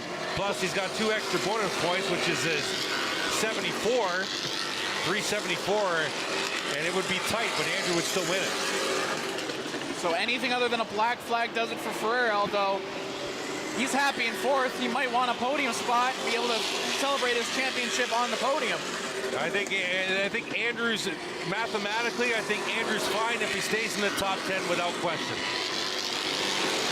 Culver still in 1st. Now, the Rookie of the Year race is a little more interesting, but Dyson, if he stays in 2nd, he's got it. Dave Evison is lapped. He was the last car on the lead lap. I'd like to see Ryan Dyson put some heat on here, and he's doing just that. The 28 looks racy, trying to get to the inside down the back. 17 to go, 16 at the stripe. Top 4 have been doing a Congo line the last 10 laps.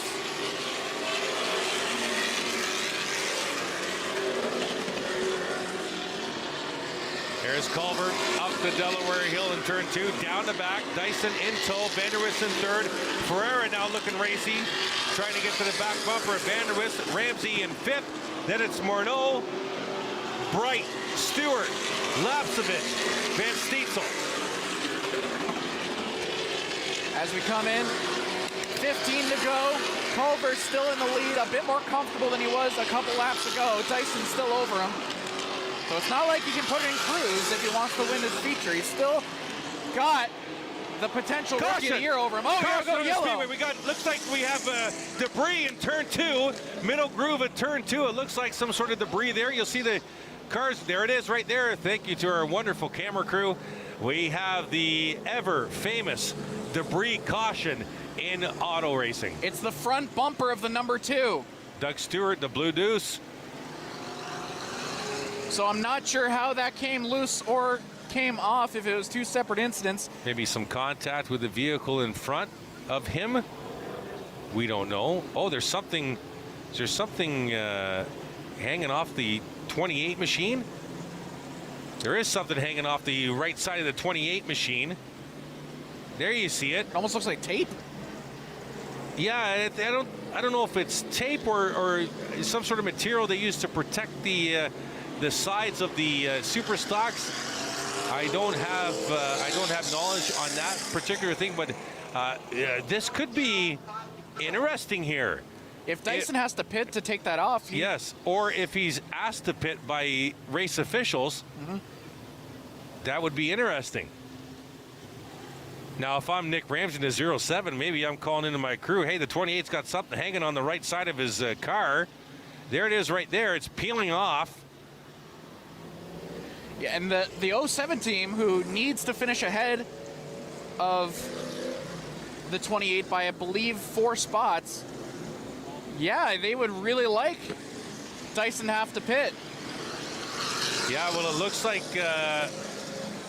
the officials are not aware of that. There you see the 28. That's Dyson, Ryan Dyson, leading the rookie standings right now, and actually 3rd in points, 30 points off the pace, 10 points behind Trevor Culver, and just 4 ahead of Ryan Bright. Meanwhile, Doug Stewart, who lost his front bumper, looks like he's fine to continue. So last lap of the caution. There's Stewart right there. He lost his front bumper, but he still has that cage.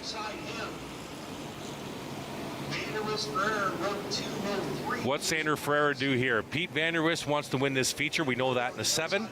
Starting inside of Andrew in row number 2. Andrew's got a racy automobile in Ray Morneau right behind him outside row 3. Andrew needs to be careful. There's a championship on the line here. Pace car pits, and here we go.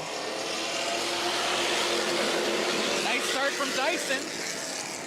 Culver able to pull away, though. Vanderwist gets in there. Ferreira drops back a little bit. And here comes Ramsey. Yeah, Ramsey right there trying to get to Dyson. That's your 1-2 battle in the rookie standing, separated by just 5 points going into the feature.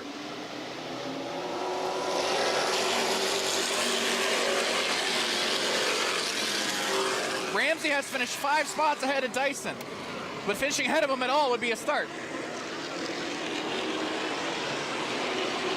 Here we go. Into turn 4, Culver still has the lead over Vanderwist. Ferreira has fallen back into 6th, I believe. But again, as long as he stays in the top 10, he's fine. Absolutely. Absolutely. There you see Dyson and Ramsey. That's your 1-2 battle in the rookie points right now, separated by 5. The 28 has the edge. Culver still has the lead in this race. But with all the retirements, his championship hopes may be over. Nonetheless, he would still really love a win tonight to cap off a fantastic season. Andrew Ferreira doing the right thing, Joey. He's let a couple cars go since the restart. He knows what he needs to do. He just wants to cruise around here, 10 to go next time by for another championship. Culver, who's had a fantastic season, several race wins, looking at another trophy to his collection. Won't be a championship trophy, but a win on championship weekend is still pretty sweet. Yeah, and it's a pretty good spot right now for Ferreira in the 9. Almost a half a straightaway advantage on the 7th place car, and that's Ryden Lapsevich. There you see the 9.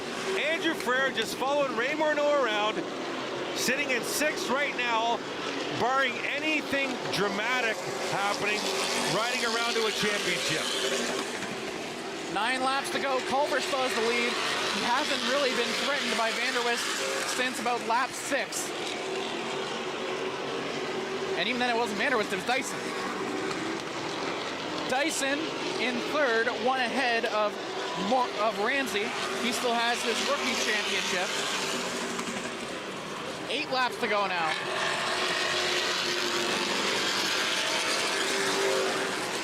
Culver in the lead, and there you see the 2 rookies. Now Ferreira just gave Morneau a shot into turn 3. Not quite sure what Andrew Ferreira is doing. He's getting aggressive here. He does have enough cars on the track to be okay if he was to go out of the race, but it would be a very, very slim margin. Now to the inside of Morneau down the back. He can't do anything to get himself disqualified at the very least. Well, at the very least, Joey, if he gets disqualified, he's still getting 15th place points, which would be enough by a narrow margin if my math is correct. If he's disqualified, he gets 0 points. If he's yeah, absolutely. If he's disqualified, yes. If he retires from the race, he's good. Correct. And now he's past Morneau. He's back up to 5th. 6 laps to go, and as I mentioned, maybe he wants to celebrate his championship win on the podium. Yeah, disqualification is not an option. 5 laps to go. Culver catching up to lap traffic. That's Dave Evison. Evison pushes Culver up high, actually, but Vanderwist is a bit too far back to do anything about it. Dyson in 3rd, Ramsey in 4th. The nose to tail for the rookie points. There's 5-point difference. Ramsey needs to get ahead of Dyson, and Dyson needs to fall back for any chance for Nick. 4 laps to go. There you see the rookie battle right there. Dyson in the 28, Ramsey in the 07. Dyson's starting to pull away a little bit. And I think Morneau just gave Ferreira a shot. Something's going on between the 9 and the 03, because Morneau just gave Ferreira a shot out of turn number 2. Ferreira's got to keep a level head. Don't do anything to get yourself black flagged. Like, as you can tell, Morneau's hood a little buckled already. 2 laps to go this time by. Culver might go flag to flag, and it won't be enough. He's done everything he can. He's done everything he can. You got that right on the nail, right on the head, Joey. Absolutely. Plus he led the lap. Plus he's led the most laps. And he'll get an extra point for the win. 2 laps to go. It'll be last lap at the stripe. Everything's sort of shaking out. No real battle on the track right now. Ferreira, just stay clean. Culver opening quite a bit of a lead over Vanderwist. Going to the last turn of the season. And Trevor Culver is your feature winner, but crossing the line in 5th, Andrew Ferreira, champion of Delaware.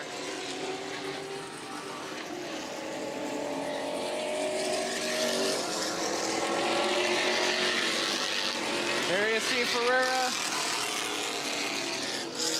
back-to-back champion. He's still king these 3 years.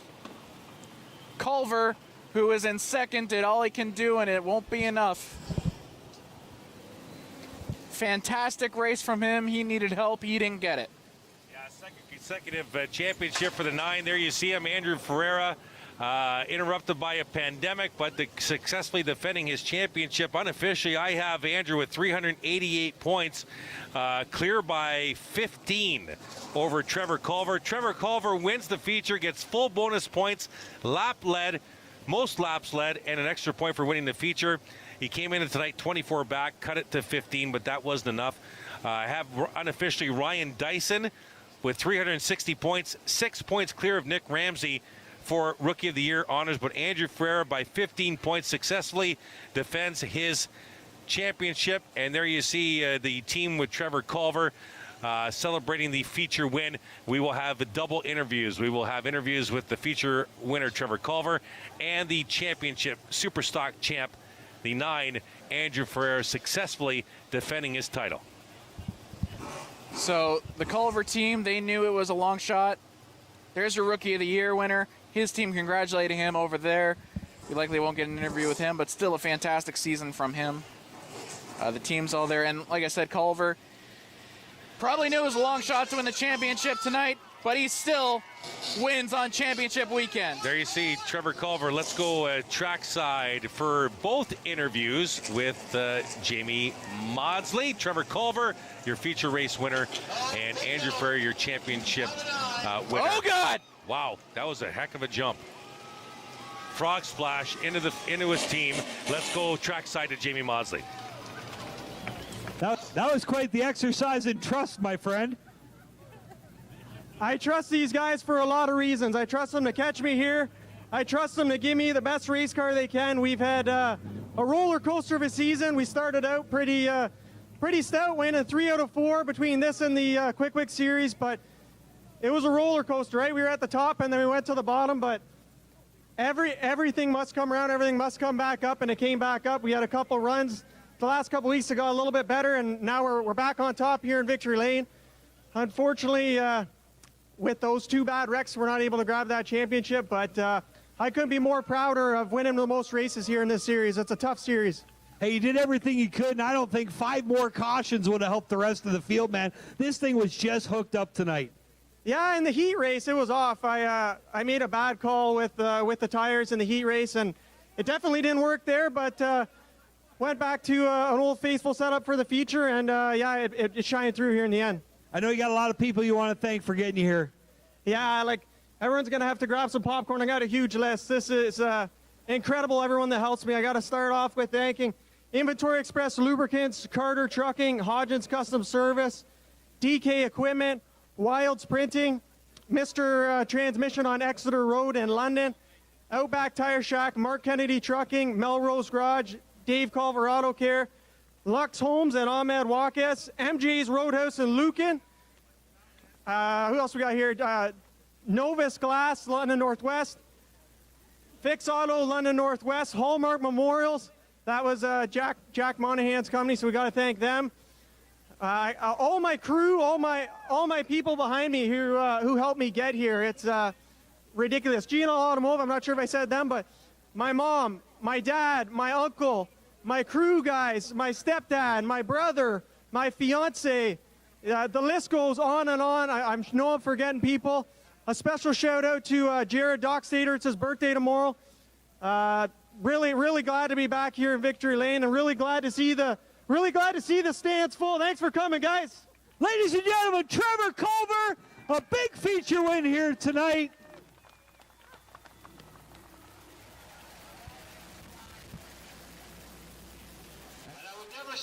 Trevor Culver going over to congratulate Andrew for a hard-fought season between the two of them. Great season for Trevor Culver. Most wins, but just couldn't pull away in the points. Yeah, and a good start to the season, too, winning 3 out of 4, as he mentioned in the post-race interview. And just caught a couple of bad weeks that put him behind Andrew. Andrew stayed consistently and wound up being the champion and successfully defending his Superstock title. And kudos to Trevor Culver, giving a shout out to a friend of both of ours, Jared Dockstader, who used to announce here.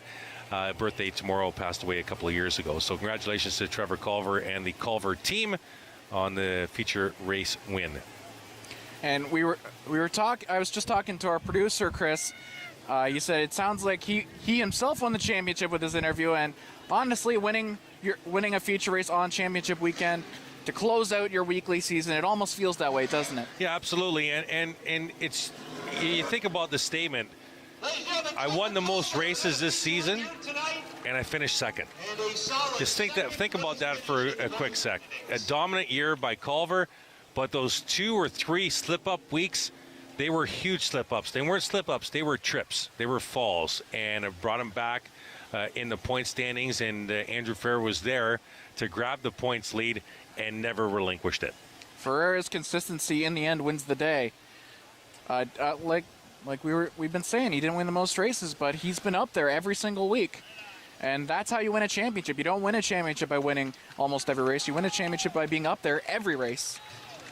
Yeah, absolutely. And we're going to have Trevor pull away here and open up the checkered flag in Victory Lane for the 2021 Superstock champion, Andrew Ferreira, who's going to do a little burnout for the fans here, little donut. Oh, don't put it in the wall. After all this, don't put it in the wall.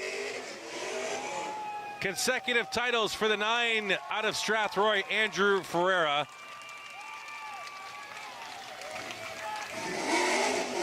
There's so many people around Andrew. Fantastic season from him. And we'll send it down to Jamie Maudsley for the championship presentation.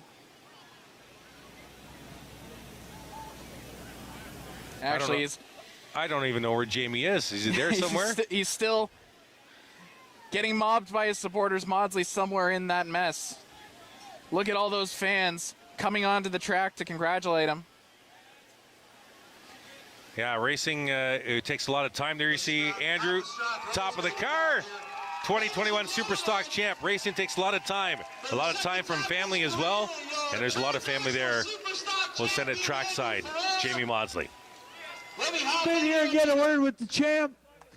First of all, I mean, you and Trevor had just a dynamite battle all year long. You came out on top, though. Tell us about your season. Yeah, one heck of a season, let me tell you. But, yeah, definitely had a lot better luck than Trevor. He was faster than us most of the time, but we were always right there, and it went our way. Hey, a heck of a job for the whole class this year. I mean, it wasn't easy, man. There's 5-6 cars that could win out here on any given night, and you ended up the best of the best all year. Yeah, most definitely. It was a real close year. Like, a lot of fast cars, like you said, and we just were consistent, had a one win, and always right there, which look where we are now. I just got one more question before we get to thanking the sponsors. If all the Strathroy's here, who's guarding the town right now? My dad's dog. I know you got a lot of other people you want to thank, my friend. Especially want to thank all you fans, friends, family, sponsors, Transaxle. Woo! I got McRobert Fuels. Thanks, Alan, so much for all your help. D's Fabricating, Busync Welding, Black Diamond Asphalt, Evelyn Sausage Kitchen, JL Excavating, Who else am I missing? H&M Pipe Product, Damon Optimal. I know you don't want to tip your hand too. The one, Platinum Construction, easier to do, I think. I got to ask a quick question. I heard a rumor. Are you going to be back to defend your Superstock title next year, or is it true? Are you jumping to a late model? Oh, I don't know where you heard that, but I'd like to. It's, yeah, who knows? There you go, Andrew Ferrer, ladies and gentlemen, your 2021 Superstock champ. Andrew Ferreira, a fantastic season from him as he getting doused, and all of his fans, all his supporters coming around. Jamie Maudsley said all of Strathroy is here to support him. Well, yeah, there's a few of us up here, too, on the hill in the broadcast tower. I've known Andrew and his dad, Manny. Manuel's raced here at Delaware Speedway for many, many years. I retired a few years ago and took over the helm as crew chief for Andrew and the number 9, racing his dad's number 9, and now two-time defending champ in the Superstock division here at Delaware Speedway, and they're going to be partying in Strathroy tonight. Your 2021 Superstock champion, Andrew Ferreira. We'll have the late models here on Rogers TV after the break.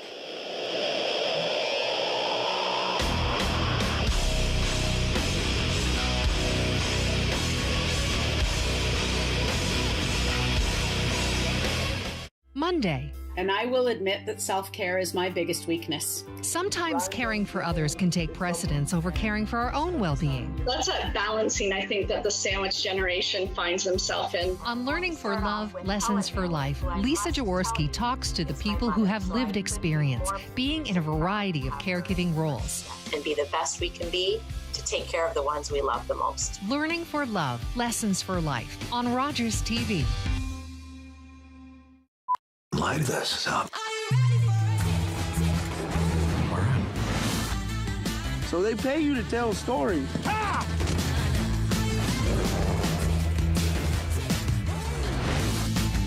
This is personal. You can't deny that would feel good. There's always something. We have something so real between us.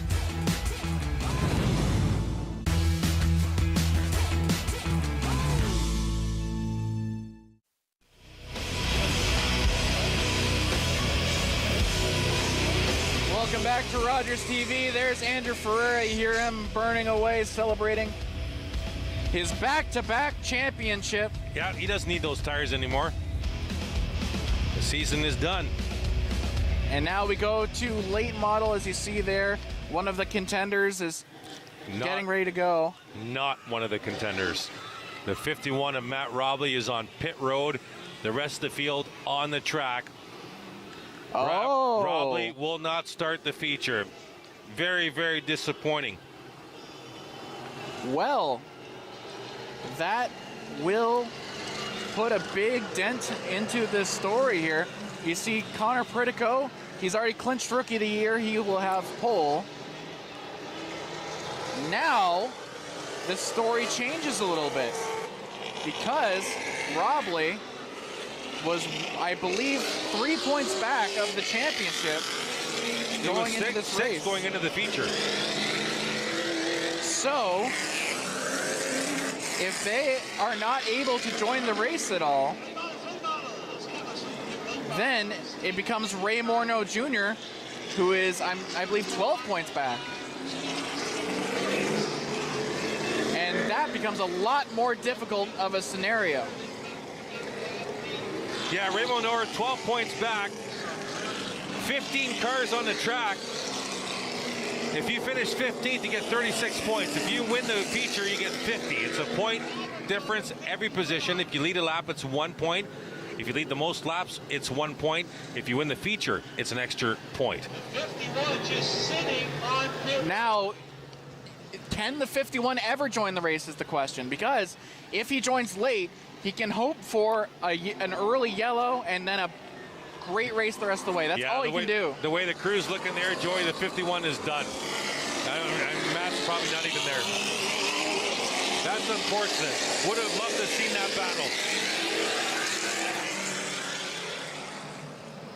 So we're still under yellow. It's Pritico who has pole. The race, the championship. Look at that. Here he goes. Oh. What is going on? He is on the track. Matt Robley. Shades of his dad. Steve Robley used to play games like that all the time. I love it. The only problem is Robley will start shotgun in the field. Ray Morneau's still in this as well. And so is Cole Powell. He's just 13 back. 14 points difference between finishing first and last in this feature. Plus, there's 3 bonus points up for grabs. As you mentioned, it's 6 points difference between the 51 and the 52, correct? Correct. The 52 is sitting midfield right now. This is not mission impossible here. This is absolutely doable. Right now, though, Powell and Morneau will start ahead of Sheridan. Here we go. Critico has pole. He's got Smith behind him, Fitzpatrick next to him. Robley might still have some trouble with that car. He's off the pace right now. Smith looking to elbow out Fitzpatrick. Robley's already made up the 51 spot. He's got past Peyton Jacobs. Oh, contact! Oh my! There's a big wreck into turn 1, slamming into the outside wall. The 24, and it looks like Chapman in the 3rd. No, that's Lidster in the 11. And Peyton Jacobs checking up, spun out. The 11 of Lidster came down on the 24. We know that's not Stevie Richmond. Who's in the 24, Joey? I can't remember. The 11 came down on the 24 just before the entrance into turn 1, and they went sideways and flew up into the outside wall. My goodness, I hope everyone's okay. That was a high velocity impact. We'll have to see. My goodness, that was some carnage. Yeah, and they went up into the Who's wall. in 20? Whoa! Jamie Maudsley, everyone. Who's in 24? Dexter Stacy. Yes, Dexter Stacy in the 24. Here's the replay. This is going into turn 1. Oh, this is the, coming out of turn 4. Here you see the 11 and the 24. The 24 is already halfway on the inside and has position. The 11 comes down on the 24, and they both go into the outside wall. Jacobs was spinning as well. Hard hit on the right rear of the Jason Lidster machine. Stacy and Lidster in contact with 1 lap done in this late model feature. And that almost collected Robley. That almost ended the championship hopes for him. But he was able to avoid it, and that's almost what made Peyton Jacobs check up. Now Robley made up a couple spots, yes, but he's now got the super quick Darrell Lake in front of him. So it's not like he's out of the woods yet. And it's not just Robley. Let's bring up the speed, folks. It's not just Robley in the mix here. It's Ray Morneau and Cole Powell. Now here's the thing on the restart. Powell and Morneau are going to start on the inside. Sheridan's going to start on the outside of the 73 of Cole Powell. If Sheridan gets caught on the high side and gets freight trained, we could have some positions changing here. Powell I've known Cole Powell for quite a few years. He likes to race aggressive. He wants to get to the front of this field and give himself a shot at a championship. Darrell Lake and Jaden Chapman are the ones behind them. I believe they're out, more or less, but they would still love to make up some spots and maybe finish 2nd or 3rd. Yeah, Darrell Lake coming into the feature, 20 points off the lead of Jake Sheridan, and Chapman 25. So they're not going for the title, but they are still going for 2nd and 3rd, so it's not like they're just going to give up the spots.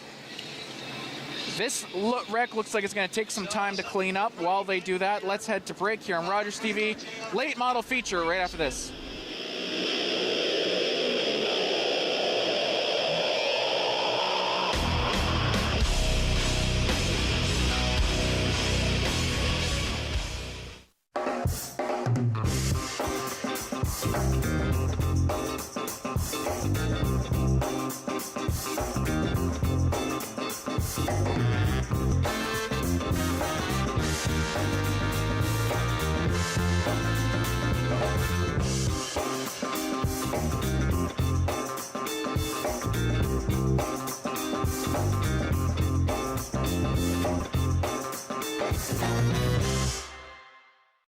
Jennifer Anderson. And I'm Allison Schaefer. We are back for another season of the Parenting Show, and I am so happy to be back in the studio this year. Yeah. Yay!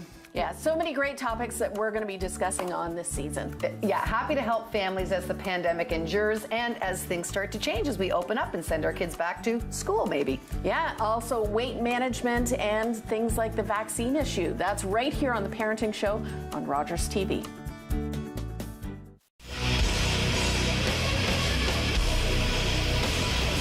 Welcome back to Rogers TV. I'm Joy Langdon. This is Chris Soares, and as you're pointing out right now, Lidster, I was worried he wasn't going to be okay after that wreck. He's rejoining the race. One lap complete as we get set to go back to green. Pace car pits, and here we go.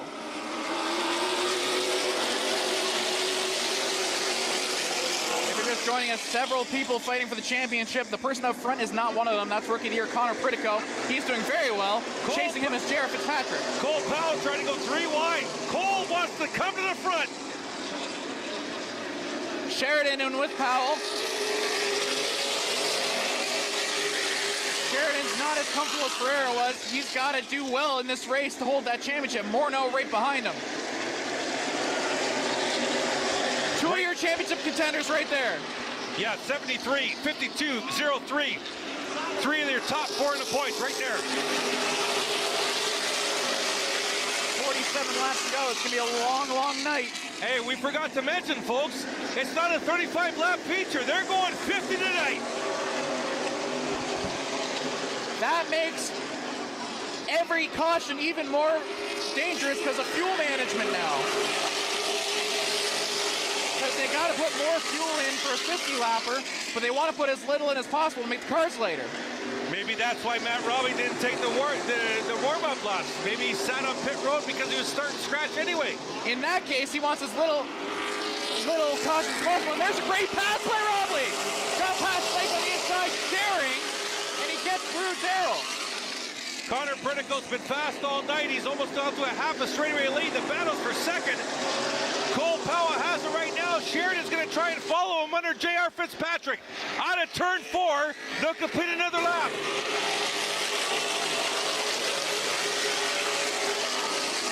Pritico looking like his rookie of the year self right now. Sheridan all over Powell. Right now, Matt Robley into 11th. He's up 3 spots. But he's got a ton of traffic in front. And 43 to go this time by. And Sheridan's all over the back of Cole Powell. Sheridan, the championship leader right now. Only 6 points ahead of his closest competitor, but his closest competitor is back in 10th. However, he's got a lot of company up there. Contact. Morneau and Brady Smith hit each other in turn 3. Morneau gets to the inside. And look at Pritico. Wanted to go 3 wide into turn 1. Brady Smith's caught on the outside. Pritico will go by. Here comes Ronnie Beauchamp Jr., but Brady Smith will duck down low. Sheridan to the inside of Powell for second. Look at this, look at this, look at this on the inside. What a fantastic move, and that could decide the championship right there. Still a long, long way to go, but that's huge. Sheridan wants to win the feature and the championship in the same race. Why wouldn't you? There's Robbie right there, wants to put a stop to that. He's still marred back in the field with a lot of fast cars with him. J.R. Fitzpatrick a hair off the pace. Pritico to the inside of J.R. for 4th now. Morneau and Toll. And Robley still marred back in traffic. Powell hasn't given up on Sheridan, but Sheridan's starting to pull away. There you see Robley. He's still stuck. He's stuck behind the 22. Yep, Schrank. That's 11th spot Robley's in right now, in between Schrank and Darrell Lake. He's still got time, but he's got to make that move happen quick.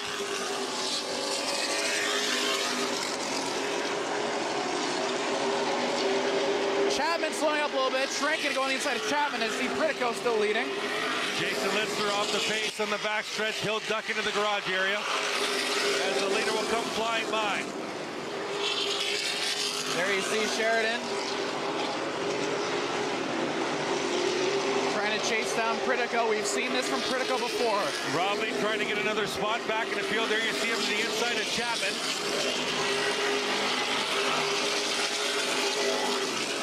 Robley. He's got a ton of work to do, Joey. A ton of work to do. Absolutely. Still chasing Shrink. But he was able to follow through for another couple spots. They're coming up on Beauchamp and Smith. Now it was a calculated risk to start at the back. Maybe they're really good at math down there. They made up some spots, but they're still quite a bit back. They can't just finish ahead of Sheridan. They got to finish a couple spots ahead of Sheridan, which means they need to get ahead of Sheridan and then slow them up. Oh, contact! Robley's into the inside wall. Oh, there's Darrell Lake. Out of turn 4, caution on the speedway. And Matt Robbie, I don't think he touched the wall, but he'll bring out the caution. Darrell Lake hit him from behind, and you see in Robley's pits, people are throwing their hands up in the air. What happened? Oh my goodness, his championship hopes might be in the wall. Battling with Darrell Lake. Officials immediately communicating on the radio to see if anything happens out of here, but Robley's crew incensed with just what happened. Let's go to the replay here on Rogers TV. Here's Robbie in the 51, down the back into turn 3. Now look to your right of your screen. You'll see the 77. That's Darrell Lake. Nose or bumper right there. And he ran right into Robbie. It looked like Robbie broke something or he really got off the pace. I'm not sure if that had anything to do with Darrell Lake other than running into Matt Robbie because something happened to the 51. That could be the case as well. He had some issues in the heat race. If we can get another shot of that replay, maybe we can see if something happens to the 51 or he just slows up here. Now, immediately after it happened, you saw a couple of Robley's crew members run over and try and point at the crew, point at the marshals. What happened? Let's go to the replay again. Here we're going into turn number 3. Robbie in the 51. Here comes Lake. Now Lake closes in under braking here. Here's turn 4 now. And watch Robley out of turn 4. Like it looks like the front of the 51 was kind of pointed down a little bit, like maybe he was losing power. I don't think Darrell Lake ran into him on purpose in any manner whatsoever. It's just the 51 maybe lost some momentum. But he'll stay on the track. Whatever happened, now all the progress he made is lost. Absolutely. Now he's back with Jacobs. And they're not going to, the 77 is not going to get penalized. He remains in his spot. Now this is a big opportunity at the front of this field. So Connor Pritico will start inside. He's the leader. Sheridan outside row 1. Now Cole Powell, if he can time this start by Pritico, he can maybe trap Sheridan outside. This is key for Cole. And also another car who was very fast when we went to caution, the 21 of Matt Pritico was coming. He was bridging that gap from Ray Morneau in 5th spot to the front, to the 2nd and 3rd battle when we went to caution. So watch that 21 of Matt Pritico. He looks pretty fast tonight. 2 Priticos in the top 4 spots. Pace car pits, and here we go.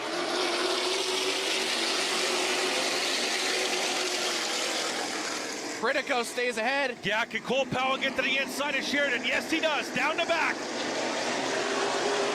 could be huge. Oh, a little bit of contact maybe there. Oh, there was contact. Whoa. The leader. It's Cole Powell and Sheridan. Sheridan's going to lose a ton of spots. If you're Robley, he's going up into the wall. Jake Sheridan. The championship leader's in the wall. He's into the wall. Caution on the speedway. Oh my gosh. Eat your heart out team strategy. Now the drama even builds here in the late model feature.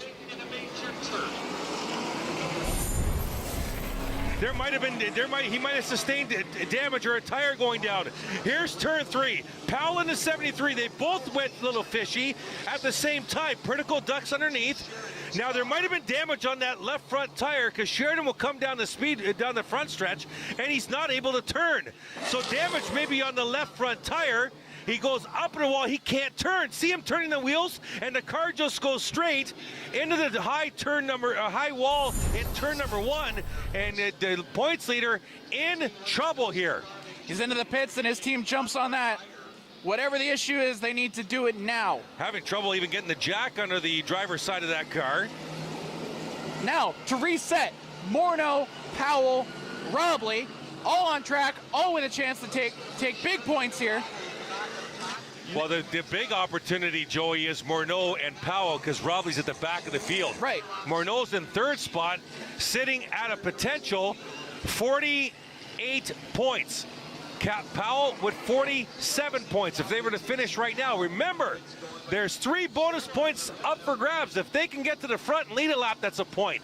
If they can still lead the most laps, which is not the case, or maybe it is, yes, only 17 complete out of 50. So the majority of the laps have not yet been led by Connor Pritico.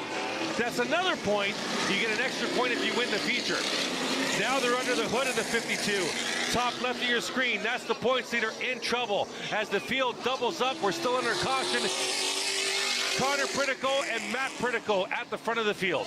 How many spots ahead do you think does Morneau have to finish, or Powell, in order to win the championship? Well, there's 14 points difference on the track with the amount of cars that started the race. 50 to 36 points. That's 14. Morneau came into the feature 12 back. Powell 13 back, plus you have those bonus points if they can get to the front. This championship is not won by anybody yet.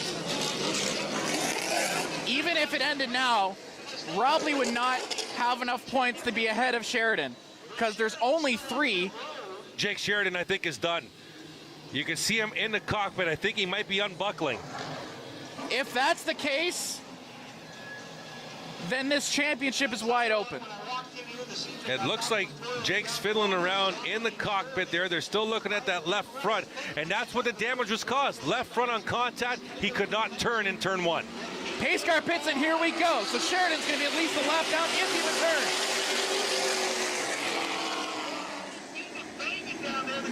returns. Now, the Priticos are in the lead together. They can maximize points if Connor leads every lap. Now Matt Robley is got a ball of fire under his butt, because now he knows this championship can be won.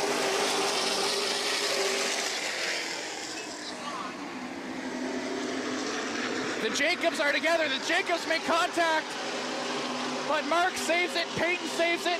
They stay alive. Robley's still off the pace a little bit. He's got to hurry up. The Priticos, oh, big crash, big contact. Oh, no! It's Brady Smith. Brady Smith in the high wall. And Chapman. And Chapman in turn 4. The 13 of Chapman, the 39 of Brady Smith. And this is maybe good news for the Sheridan team, although he's now down a lap. Now then. The Smith car looks like it's sustained a ton of damage. It's got to come to the pit lane. Chapman looks fine, but now we re-rack again. Robley's moved up a couple of spots. Morneau and Powell. Let's go to the replay here. There you saw the damage on the 39 of his Smith. This is turns 3 and 4.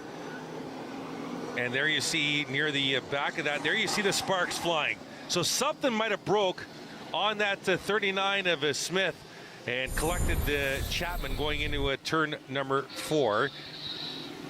Right now, unofficially, I have Jake Sheridan finishing last in the feature, which would give him 36 points. This is all unofficial. We'll give him 36 points on the feature for 373 total. 373 right now is, let me do my math here, 37 points ahead of Matt Robley. Now, what's notable, actually, is if they can get that car even drivable, send him out there for 2 laps, just going slow as possible, just to be classified ahead of Brady Smith. Absolutely correct. Absolutely correct. But that's given Sheridan 36 for last, and we have other cars that were out before, right, or not? Was he the first car retired? There was the 2 who were collected out here. Lister came back. I think he left again. Yeah, Lister left. So that's and so did the 24. So that would be 37, and the 24, so that'd be 38 points for Jake. So that's another 2 points for my original total. So that's 375 unofficially he would have a total of. 375 unofficially. Now, if Sheridan comes back out and does a lap, he'll pass Chapman and Brady Smith, which is another 2 points. Chapman, I believe, rejoined. Chapman's coming back.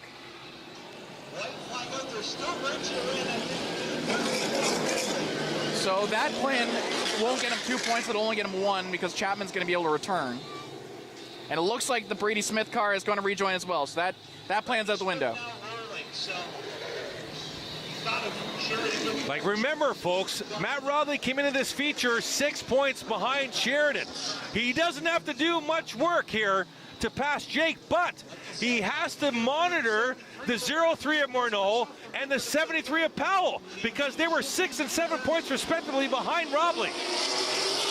Here we go. Everyone knows what's on the line. Morneau is going to try and make a place on Matt Pritico. The Priticos have 2 of the fastest cars on the track, so they're going to maintain their spots. Powell and Morneau battle for third side by side. Shrinks off the pace and checked up Darrell Lake right in front of Rodley. Connor Pritico still in the lead. You wonder, Matt Pritico went a little slowly that lap. I wonder if that was to slow everyone up so Connor could get ahead. Morneau Jr. gets ahead of Powell. Matt Rodley needs to pick off some cars here to feel comfortable. He needs to get ahead of Jacobs, who's battling him on the inside. Rodley needs to get past the 96 and grab an air spot. He does not need to lose spots here. Oh no, and that's exactly what he's doing. Something's up with that Rodley car. All seems to not be battling the Jacobson. Oh, Matt got a great run on a turn 4 there and gets back in front of Jacobs. And Jacobs fights back on the inside.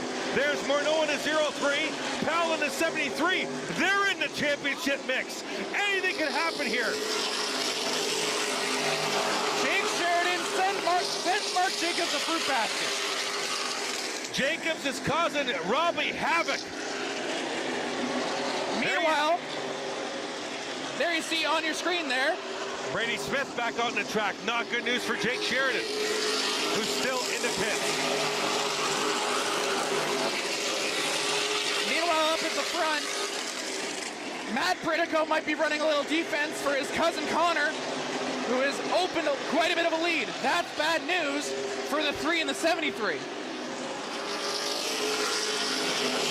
Morneau Jr. and Powell still in the championship hunt, but I believe they have to get ahead of Matt Pritico. Right now, the point difference between Morneau and Rodley is 5 on the track, and 4 between Powell and Rodley. Right now, unofficially, that would not be good enough. So Morneau and Powell need to get some spots, and Rodley, to make it more comfortable for him, needs to pass maybe Darrell Lake and 1 more.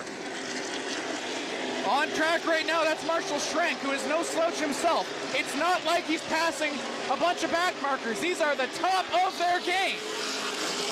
Connor Pritico has solidified the point for most laps led, so that bonus point's out the window. Connor Pritico and Mark Jacobs are becoming the best friends of Jake Sheridan right now, who's still sitting in the pits as the clubhouse leader.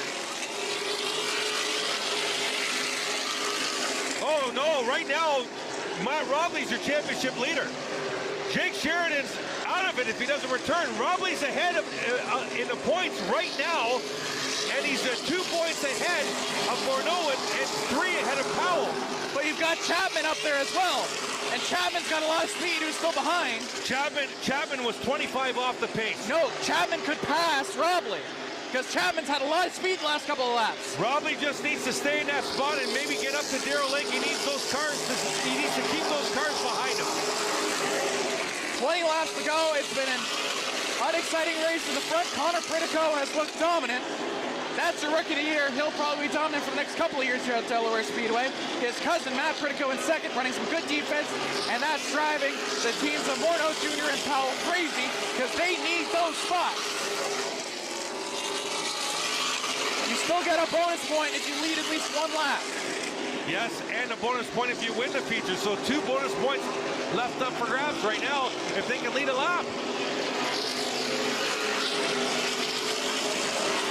Robley, who's had tons of reliability issues today, is now clear of Mark Jacobs for good, it seems. But he's got a couple of planets in between him and Darrell Lake. 18 laps to go, Pritico sees. Smith rejoined the track, but is having a lot of trouble. Chapman, on the other hand, is putting a lot of pressure on the 96 of Jacobs. If Chapman can get past Jacobs, he might be able to track down Robley, and that would make it a lot less comfortable for Robley here. The Priticos are pulling away a little bit from Morneau Jr. There you see, unofficially right now is the points leader, the 51 of Matt Robley. He's had some extracurricular activities, plus he didn't take the warm-up lap. He stayed up pit road, and when the field got 1 to go, he entered the track. Then he was spun by Darrell Lake. This could all be leading towards a championship, unofficially right now. Now look, the Jacks are going back up. They're still working on Sheridan's car, trying to get him out as soon as possible. Yeah, the 52 he's 2 many laps down, Joey. He's done. That's the 51 on your screen. That's Matt Robley, unofficially the points leader at this particular moment. Morneau Jr. still has a shot, but he's got to get ahead of the Priticos. He sits in 9th place right now, Matt Robley. And there's your leader out of turn 2, Connor Pritico. Pritico, it has to be mentioned, both Priticos have had a fantastic race so far. Great teamwork between the two, and it might just lead to one of the most dominant races we've seen all season.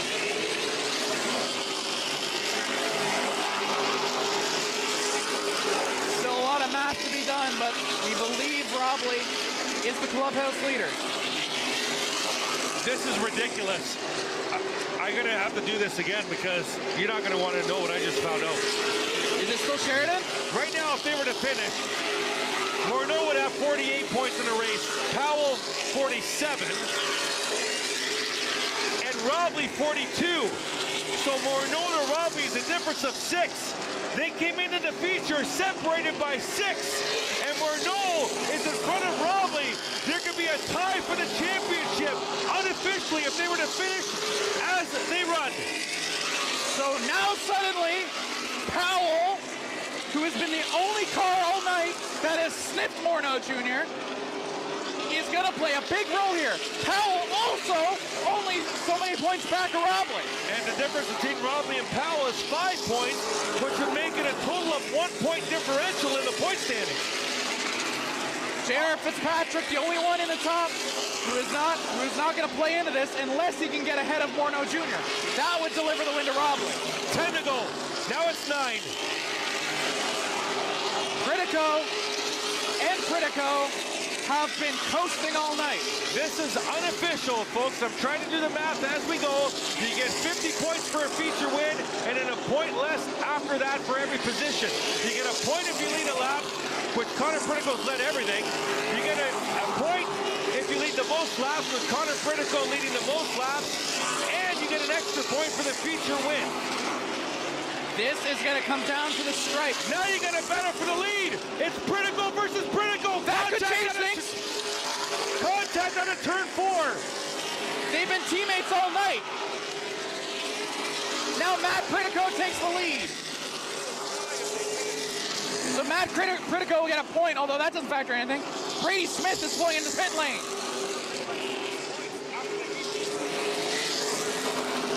Still a lot of math to be done, but Morneau Jr. sitting in 3rd.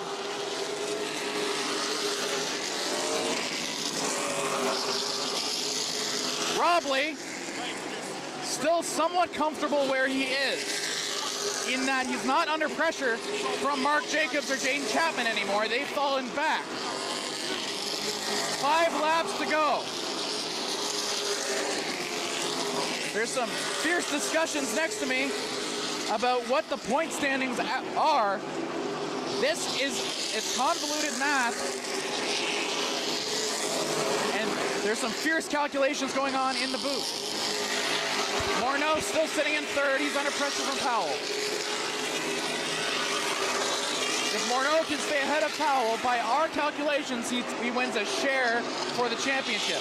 But Powell is all over him. 3 laps to go. Matt Pritico is in the lead. Connor led most of the way. Morneau Jr. has lost a lot of pace. You want to hear something? Jake Sheridan, unofficially, right now is your points leader. By how much? By 1 point, because Jake Sheridan is currently listed in 14th position. Matt Robley's listed in 9th position, which would be a difference of 5 points in the feature race, which would be a difference of 1 point overall. What about Morneau? Morneau is, if Sheridan's 14th, Morneau's too far back. He was 12 going into the feature back. White flag on the speedway. Coming around the corner. And there it is, Matt Pritico, Connor Pritico, 1-2. Great race for them. Morneau in third. Powell in fourth. And now the math happens. And oh, wow, okay. That makes it easier. Yeah. Mark Jacobs pipped him at the line. He did. This is how it shakes out. It looks like Sheridan's going to still be the champion here. Jake Sheridan as the champ by 1 point. Jake so Sheridan there's that last pass. No, it was before that. Jake Sheridan announced as the 2021 late model champ by 1 single point. The way they came in to the feature tonight. Unbelievable. If it's officially by 1 point, then it was that last pass by Mark Jacobs. No, it was already credited as 1 point. Because Robley, there you see Jake Sheridan in the pit area getting on top of the 52 machine. Robley, okay. Yeah, Robley getting enough points to get back to within 1, trailing in the feature by 6 points when it started. Gets 5 points on Sheridan, but it's not enough. Unbelievable finish. Unbelievable. And so I believe, if my math is correct, Mark Jacobs passing. Let's not take Robley away from Matt Pritico. Correct. Matt Pritico, 21, waiting to the last few laps to get by Connor Pritico. I love that number. That's my ball number. Matt Pritico, longtime late model racer here at Delaware Speedway, winning the feature. That's awesome. What a finish. There's Matt Pritico, and as we mentioned, winning on championship weekend. If you can't win the championship, that's almost as sweet. What a fantastic race for him. We'll send it down to Jamie Maudsley at pit lane. Right in front. So in other words, just enough, right? We'll get Matt Pritico around here. Telling you, 16 pounds of pressure left in this right front. I don't know how it lasted, but it did. Matt, come on in here. Second win of the season. You had to take it away from your cousin. Tell me about that. That was fun. We really set up for a long run car, and obviously it showed tonight. The global warranty tire count Camry was fast all night. Apparently we have no air left in that tire, but regardless, you know, it was fun racing with my cousin. He's learned a ton. He came out of go-karts racing this year, and to battle for the lead on the last couple laps was real fun. He kind of got into me on the restart a little bit, and then I gave it to him coming out of 4 a little and got around him, and it was fun. Hey, good tune-up for next Saturday night for you, though. Yeah, real good tune-up. We've been kind of struggling this year in the APC series, so hopefully this really helped us. Like I said, really good long-run car. 100-lap races next week, so it's going to show. I know you got a lot of people you want to thank for getting you here. Yeah, Global Warranty, Town Camry, the Glencoe Auto Recyclers, and the whole new management group here at Delaware Speedway. They're doing a heck of a job. They're bringing tons of fans out, and I think you're going to see a big change next year, too. Fans, did you enjoy that? Matt Pritico, your feature winner. Second of the year for the former champ. Here's our title winner. Jake, come on over here. Jake Sheridan to victory lane. Jake Sheridan to victory lane. Yep, you. Come on over here. Here he is, ladies and gentlemen. He's not bringing his car, but he's here. Put those hands together, Jake Sheridan. Obviously not the finish you wanted. I don't know if you heard the final math, but you won the championship by 1 single point over Matt Robley and Ray Morneau. How's that for close? That's pretty amazing. It should have never been that close. I don't care what kind of repercussions this has. Cole Powell's the biggest jackass that ever walked this surface. I don't know what's wrong with him back there. It's the second time he's gone to us, put us in the fence in the back straightaway. He did it going into 3.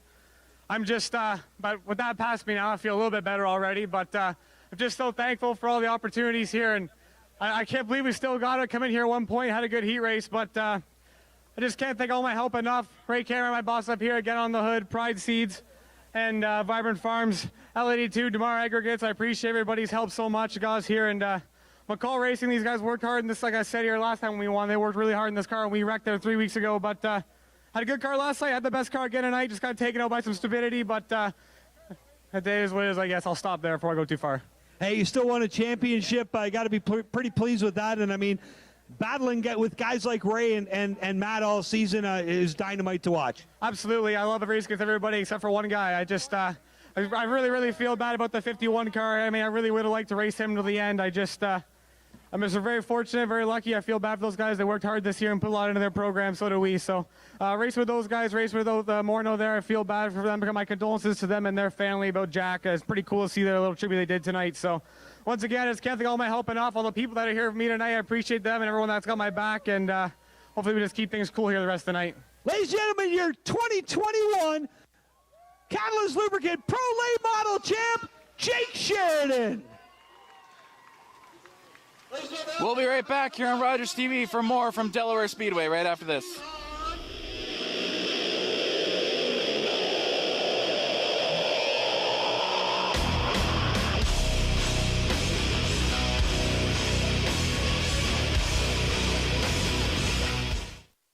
Wednesday. We're all biological creatures and we can all become addicted for various reasons, right? It doesn't matter what you look like. Join addictions counselor Dean Anderson for Invisible, Breaking Through the Stigma of Addiction on Rogers TV. Hi, I'm Jennifer. And I'm Allison. Coming up on this next episode of The Parenting Show, we're talking about helping kids with friendship issues. Maybe you like their friends, maybe you don't. We're going to cover a bunch of topics. That's right here on Rogers TV.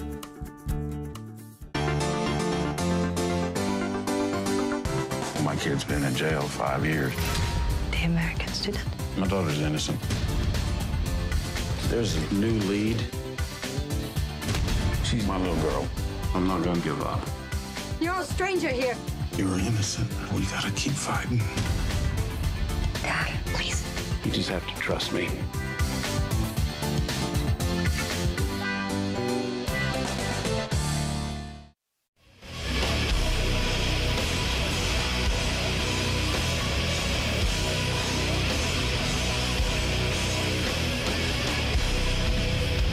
The champion and all his family and fans there. We'll be right back here on Delaware Speedway to wrap it up.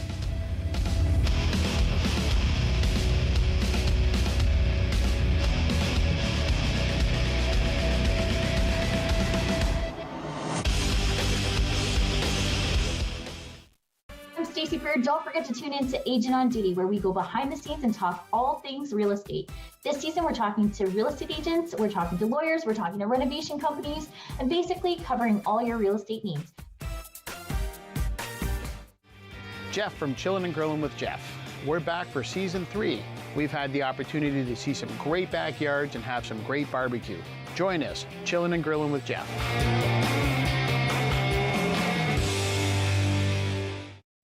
Wednesday. Alcohol or drugs are really not the problem. They're the solution to somebody's problem, and not a very good solution at that. The majority of addiction and substance use in society sits at the people next to you on the couch and not the person living in the street. And unfortunately, a good percentage of the population still thinks developing addiction is the person's fault. Join addictions counselor Dean Anderson for Invisible, Breaking Through the Stigma of Addiction on Rogers TV.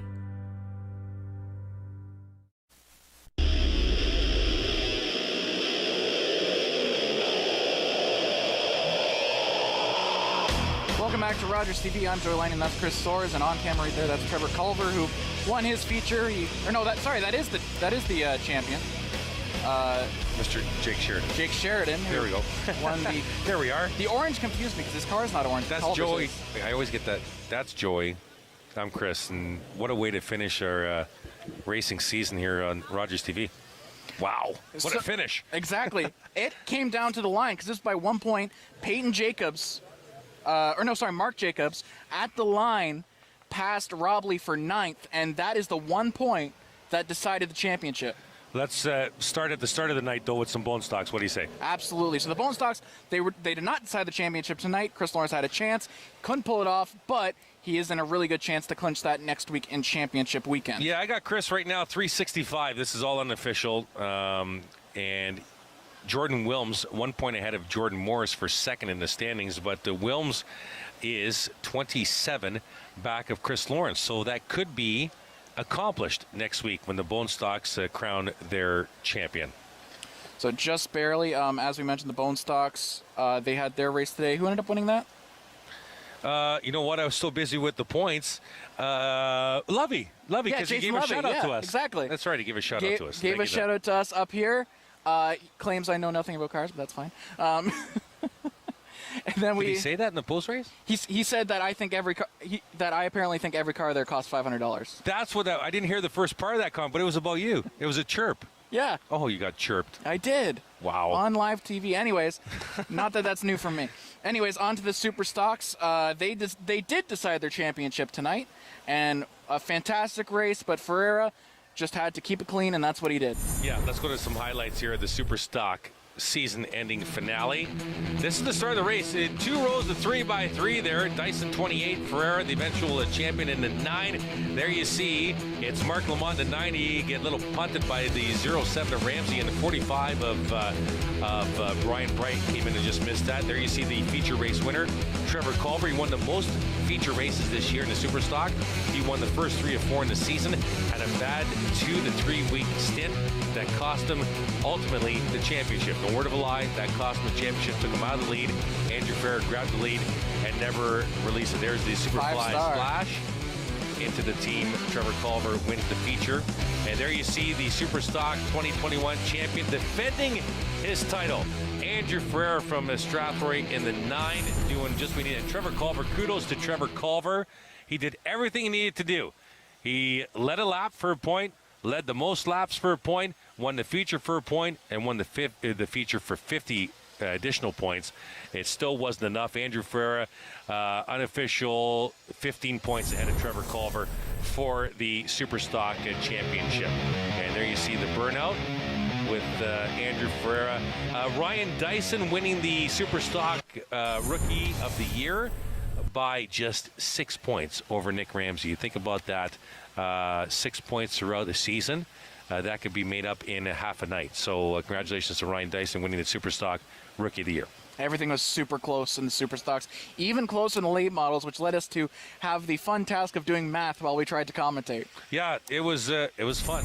No, it wasn't. Let's go to the highlights here. Late model feature. There you see Matt Robbie. There was contact there. The 24 in the 11 of Jason Linster. That brought out a caution. Matt Robbie now is going to be, looks like he loses power here in turn 4, and the 77 late gets in the back of him right there. Robbie did not touch the wall, came back to finish 9th. Thought it was actually 10th, sorry, got passed late. There's contact between Sheridan, who was leading the points at that time, and Cole Powell. Sheridan, not mincing his words in the post-race interview, calling out Cole Powell in the interview. You heard it live here on Rogers TV. Could not turn into turn 1. Damage on the right front, damage on the left front. Couldn't turn the car. There's the sparks flying on the top of your screen there. We had an incident in turn 4. There's the Sheridan after finding out that he officially won by just 1 point. And there's his dad, Ron Sheridan, looking up at his son, a champion. 1 point. So here's how it broke down. Robley came home in 10th spot. No bonus points, 41 points. All right. Jake Sheridan parked in the pits for quite some time, wound up finishing 14th.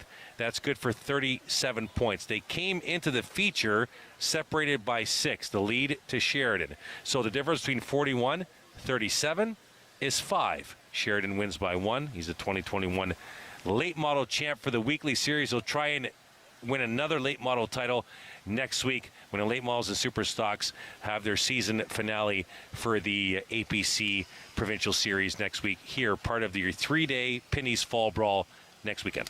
And I mean, Sheridan has a lot of people to thank, all his support staff, his teammates. He also has the Peyton Jacobs at the end to thank with that last pass. So maybe a fruit basket from the Sheridans on the way to the Jacobs is there. Yeah, and I'm pretty sure Jake Sheridan, I wouldn't put too much weight on that, although if they were tied, I think Sheridan wins the tiebreaker. On count back? No, I would count it. I'm not taking much out of that. Oh, that was a big pass, actually.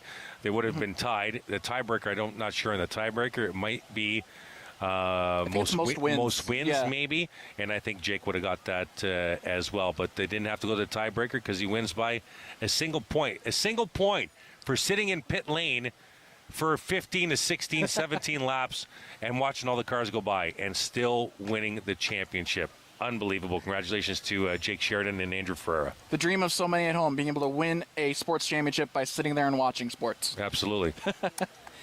So any final thoughts on the entire season here on Rogers TV? Yeah, I just want to say thanks to everybody that helped put this together, especially you, the viewers, for tuning in every week and watching the videos on the broadcast on YouTube during the week and all that. And thanks to Chris. Oh, and I forgot to mention Scott is getting married in October, and Jake just got engaged. So congratulations to both Jake and Scott and Chris, our producer, for doing a great job all season long. You did a great job. Pleasure working with you, Joyce. It's been a pleasure coming back to Delaware Speedway from a TV standpoint, but it doesn't work without you viewers tuning in. It's been a pleasure to bring this in. Like I mentioned, this is our last broadcast of the year. Don't forget, Penny's Fall Brawl, 3-day event next week here at the Half Mile, DelawareSpeedway.com. $2,000 to win King of the Hill next Sunday. It's been a pleasure. Absolutely. Thank you all so much for watching all season. Thank you for joining us. We hope we can see you again next season here on Rogers TV at Delaware Speedway. For all of us here on Rogers TV, thank you so much for joining us, and we hope we'll see you next time.